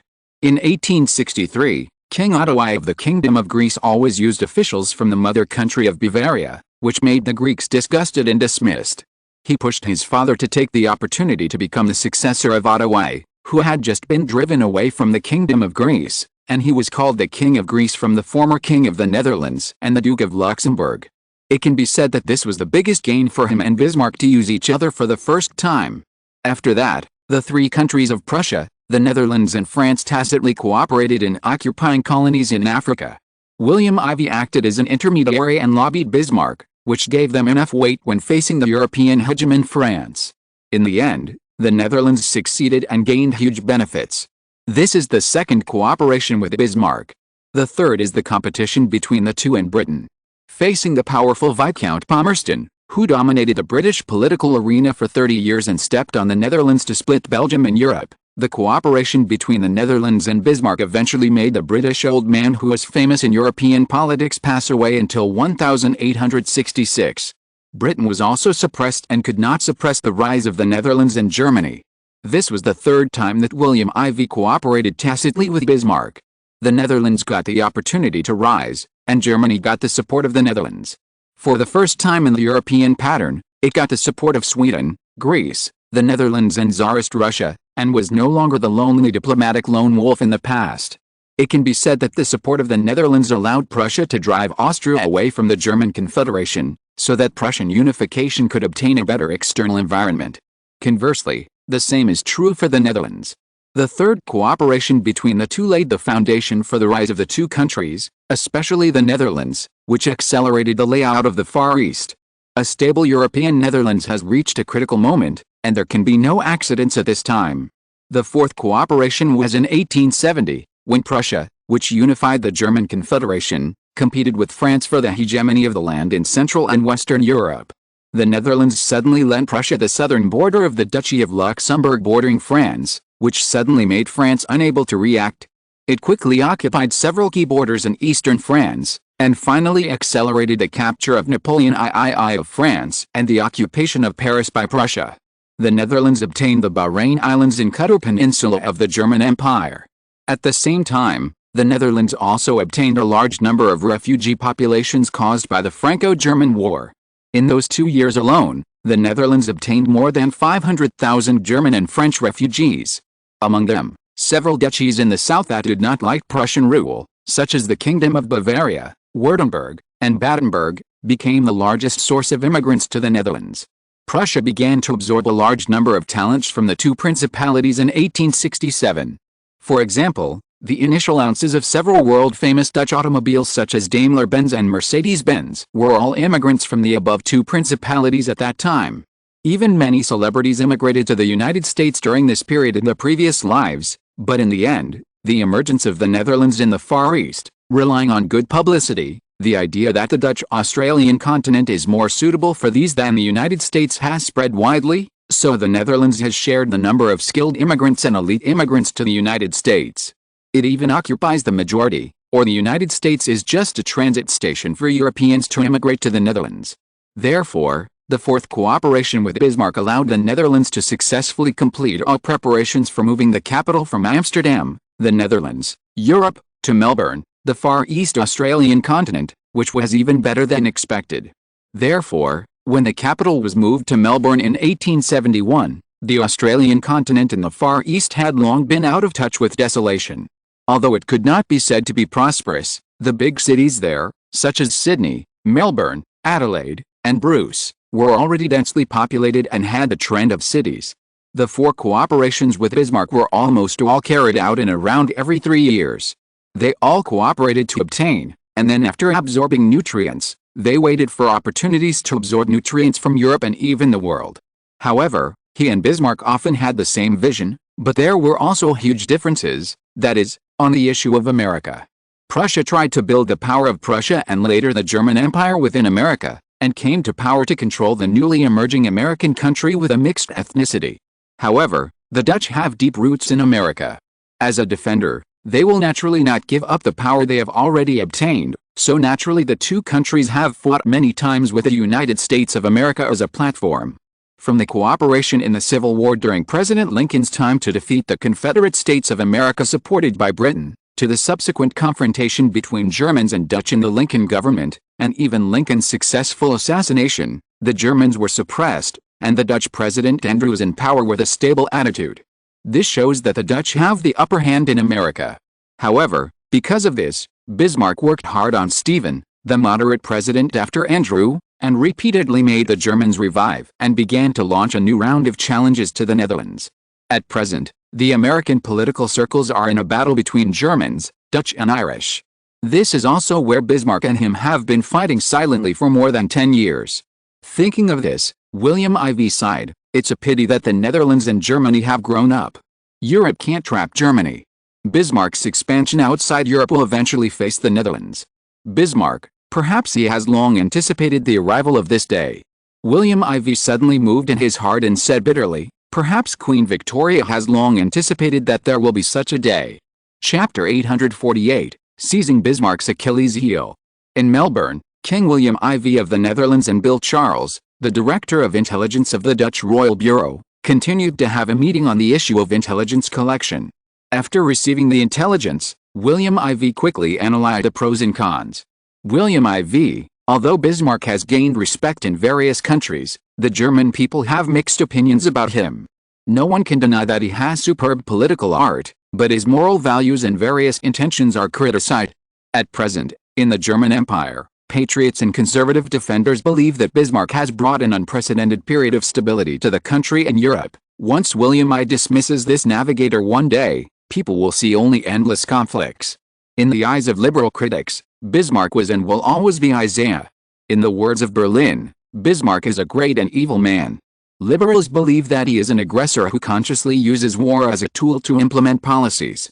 These people believe that what is worse is that Bismarck agreed to every war to consolidate his identity as an aggressor. In the eyes of these people, Bismarck is also a liar, and he introduced democratic procedures entirely to protect the undemocratic Prussian power group. Bismarck was still a bully, using the German Empire's national power tools to coerce opponents, using cultural struggle to deal with the Catholic Church, using the colonial committee to coerce the Poles, and using prohibition to suppress the Social Democrats. William IV's eyes showed a gleam of sarcasm and said, "This guy will not deny all of this." Undoubtedly, in his view, in order to prevent major problems, the right way is to perform minor surgery and start a small dose of bad-smelling medicine. To borrow the words of the German Empire's left-wing camp, who rarely admired Bismarck, the history of modern European continent in the 19th century can be written from the perspectives of three giants: Napoleon I of the First French Empire, Viscount Palmerston of the British Empire, and Bismarck of the German Empire. Moreover, among these three, Bismarck probably caused the least harm. Bill Charley, the intelligence chief next to him, listened silently. As an intelligence officer, his usual style of doing things was to wait for instructions. Although he had been a close confidant of William IV for many years, his compliance with professional ethics was the reason why he was favored by William IV. It was precisely because he never relied on being spoiled that he had always been the most important intelligence chief close to William IV. After a sigh, William IV said seriously, "Tell your people to start to mobilize public opinion within the German Empire, instigate liberals to attack the conservatives who support Bismarck and the Prussian power group, let them kill each other, and then use this to invite the top talents in Germany. I don't believe that those who are willing to stay in Germany and not come to the Netherlands when the interests of Bismarck and the Prussian Junker aristocracy are attacked and those who are hurt in their hands are counterattacked." Bill Charley secretly felt sad for the Germans.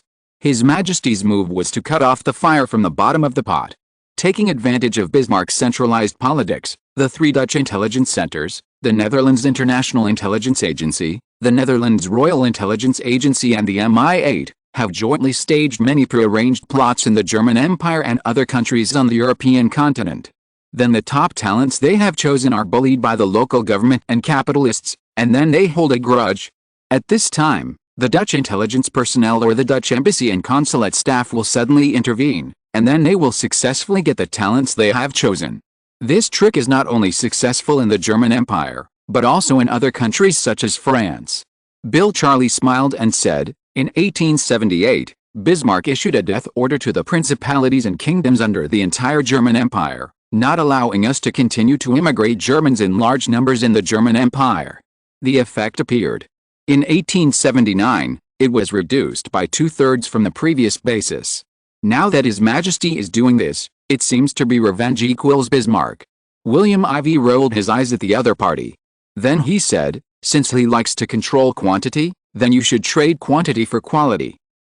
I want to make all the talents in the German Empire work for the Netherlands and see how big they can grow." Equals Bill Charley flattered, "I believe that the German liberals will not disappoint your Majesty and me.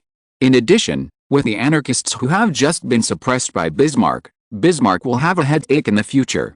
Not only that, William IV said with a smirk on his face, "If you think that only these two things can make the energetic Bismarck haggard, you are wrong. The old guy is very energetic. I have another gift for him." Bill Charley looked at William IV's smirk and felt a chill in his heart.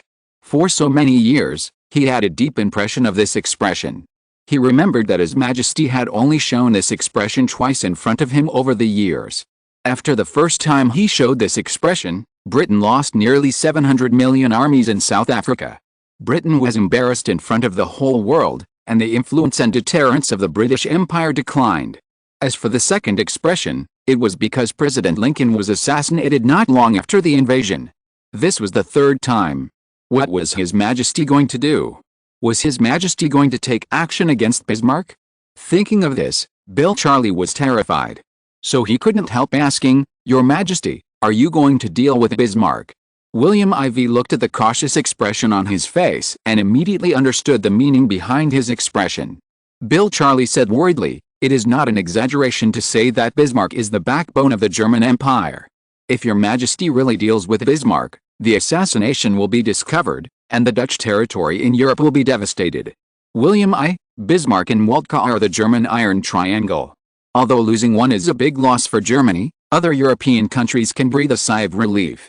But if they know that it was us who did it, then we will become the target of Germany's full-force attack. Your Majesty, if you want to assassinate the other party, you need to be cautious. And even if it is not an assassination, Bismarck will retaliate against us crazily if he is not dead. After all, we provoked him first. I am afraid that Bismarck will directly turn to the United Kingdom, which is now hostile to us, and suppress us with all his strength. At that time, our pressure will increase sharply. Therefore, you need to think twice before dealing with Bismarck. It seems that Bismarck has scared you all, William IV said, but I like to challenge difficult things. Let me put it this way, I have mastered many of Bismarck's weaknesses this time. Bill, just wait and see, the fun is about to begin. Chapter 849. When Bismarck's backers called him a death writ. European Jews have played a particularly prominent role in modern history. So much so that their story has become the subject of all sorts of myths and misunderstandings, with both admiration and hostility. The main line of Jewish history is clear. The only great country in the last century that provided a safe haven for Jews was the Great Power. After the Polish-Lithuanian split, three new and interrelated developments emerged. First, a new era of great Jewish immigration began. Second, Jews were granted citizenship in most European countries. Finally, Jews increasingly broke free from the various traditional constraints imposed by the Jewish community. After Poland was divided between the Russian Empire, the Kingdom of Prussia and the Kingdom of Austria in 1773, waves of Jewish immigration began to appear. Jews in western Poland, such as Poznan and Danzig, found themselves as Prussian citizens, with unrestricted access to Berlin, Breslau and other Prussian cities. Galician Poles became Austrian citizens and began to move to other provinces ruled by the Habsburgs, especially Bukovina, Hungary, Bohemia and Moravia, and later to Vienna. Jews from the former Grand Duchy of Lithuania and eastern Poland became citizens of the Russian Empire, and Russian law required them to live in ghettos. No, but the law was often violated, and some large cities, especially St. Petersburg, Cisco, Kiev and Odessa, began to form various vibrant Jewish communities. Polish immigrants left the extremely conservative Polish religious communities that had become a thing of the past, influenced by new trends such as the Haskell movement, Jewish Enlightenment, national assimilation, and secular Jewish politics. The scale and speed of Jewish immigration increased significantly from the second half of the 19th century. In part, the reason for the immigration wave was the increasing population pressure and the inherent process of modernization and urbanization. The number of European Jews increased from 2 million in 1800 to 8 million in 1880. Persecution, especially the fear of persecution, also led to Jewish immigration. During the reign of Alexander II of the Russian Empire, historically from 1853 to 1881, a year before he died, the Tsarist government tried to strengthen the laws of Jewish settlements. In the subsequent wave of immigration, it was often impossible to distinguish between immigrants and refugees. In the end, thousands of Jews had to leave Russia forever and go to Western Europe, including the Netherlands in Europe, the Netherlands in the Far East, and the United States and North America. With the help of more and more European countries, the United States, and the Netherlands in the Far East, Jews have enjoyed full residency rights in these countries. France played a leading role in this regard during the Great Revolution in Europe. On September 27, 1791, the French National Assembly granted citizenship to Jews who swore allegiance. The chairman of the National Assembly who proposed this initiative was Father Gregory. He believed that treating Jews equally was one of the obligations of Christianity. In the parliamentary debate, the Duke of Clement Tonner made a famous distinction. As a separate nation, the Jews should be given nothing, but as individuals, they should be given everything. Since then, the legal emancipation of the Jews has become a universal demand of European liberalism, and all countries outside the Russian Empire have gradually clarified the legal status of the Jews. However, the liberation of the Jews has led to two consequences. For the Jews to be liberated, there must be substantial changes in the behavior and attitudes of not only the host countries, but also the Jews themselves. The liberation of the Jews means not only the removal of various restrictions imposed on the Jews from the outside, but also the elimination of the inner ghetto in the hearts of the Jews. In modern times, when people focus on the roots of anti-Semitism, they often ignore the strict racial segregation rules of the Jews themselves. If sensitive Jews try to leave the closed Jewish community, they cannot abide by the 613 religious rules on dress, diet, hygiene and faith. In addition, intermarriage with foreigners is strictly prohibited. According to the teachings of Jewish law, Jewish descent is calculated based on the maternal line, so Jewish women are carefully guarded. If a Jewish woman dared to marry someone from another race, Her family would disown her. A ceremony would be held to declare her dead. It takes great determination to resist such heavy pressure. Therefore, it is not surprising that once Jews abandon their religion, they often turn to extreme positions such as atheism and other movements such as liberalism. Melbourne, Australia, the Royal Palace of the Netherlands. The reason why Bismarck received huge support in Prussia back then was that he had a certain degree of support.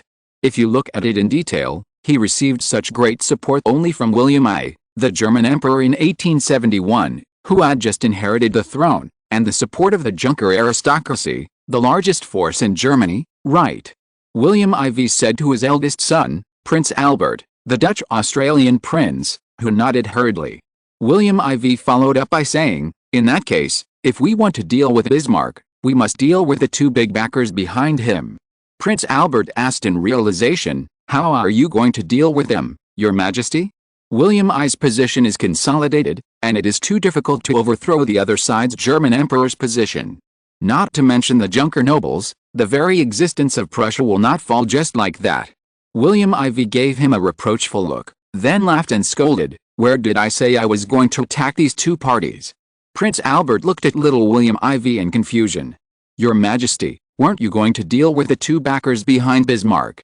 William IV said with contempt, I said to deal with them, but I didn't say to attack them. It seems that you don't understand what I mean. Seeing that the other party showed an even more puzzled expression, William IV asked, what sport is the one that we invented in the Netherlands and promoted to the world in 1865? Prince Albert was naturally very familiar with his father's reign, so he proudly said, it is the table tennis, also called billiards, sport that my father personally supported, which is loved by the Dutch people and has a great response in Europe. William IV looked at his 15-year-old eldest son and said, what do you think is the philosophy of table tennis? Prince Albert thought about it, and finally gritted his teeth and said, just like playing chess, selectively play the ball you like, and then determine the winner.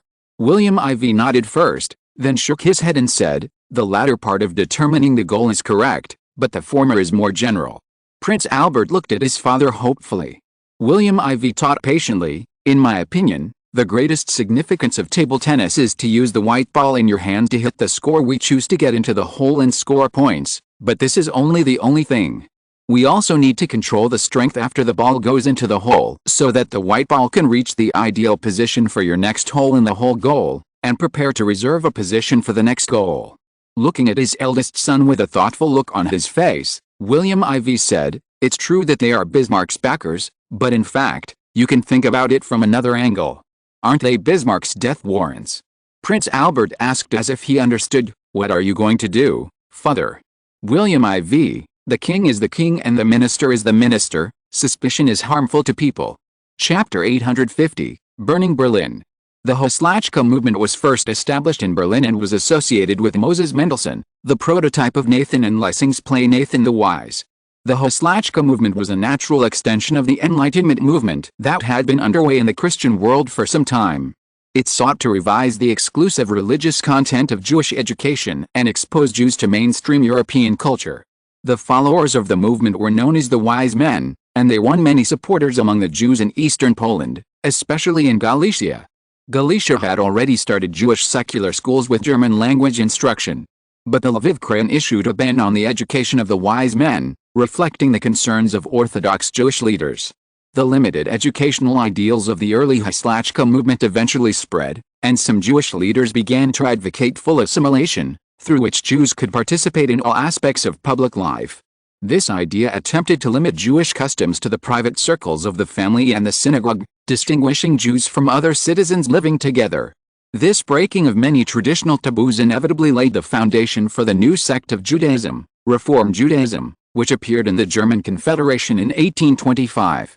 It did not require followers to equally abide by religious rules and various restrictions. It gradually became the norm for most Jewish immigrants in Western Europe and America, and had little impact on the Jewish people in the Jewish communities of Central and Eastern Europe. In some larger centers in Western and Eastern Europe, the relaxation of laws and the growing assimilation of the Jewish nation provided unprecedented opportunities for Jews. Jews of this era began to be counted more frequently among financiers, lawyers, doctors, writers, scholars, artists and politicians. In the words of one of the beneficiaries, Baron Sigmund Freud, in this era, the weight of every diligent Jewish student's school bag is as much as the briefcase of a cabinet minister. In Britain, Jews have made epoch-making breakthroughs. For example, in 1841, the City of London elected Baron Lionel de Rothschild as a member of the London Parliament. In 1848, the Jew Disraeli became the leader of the British Conservative Tory Party, shocking Europe.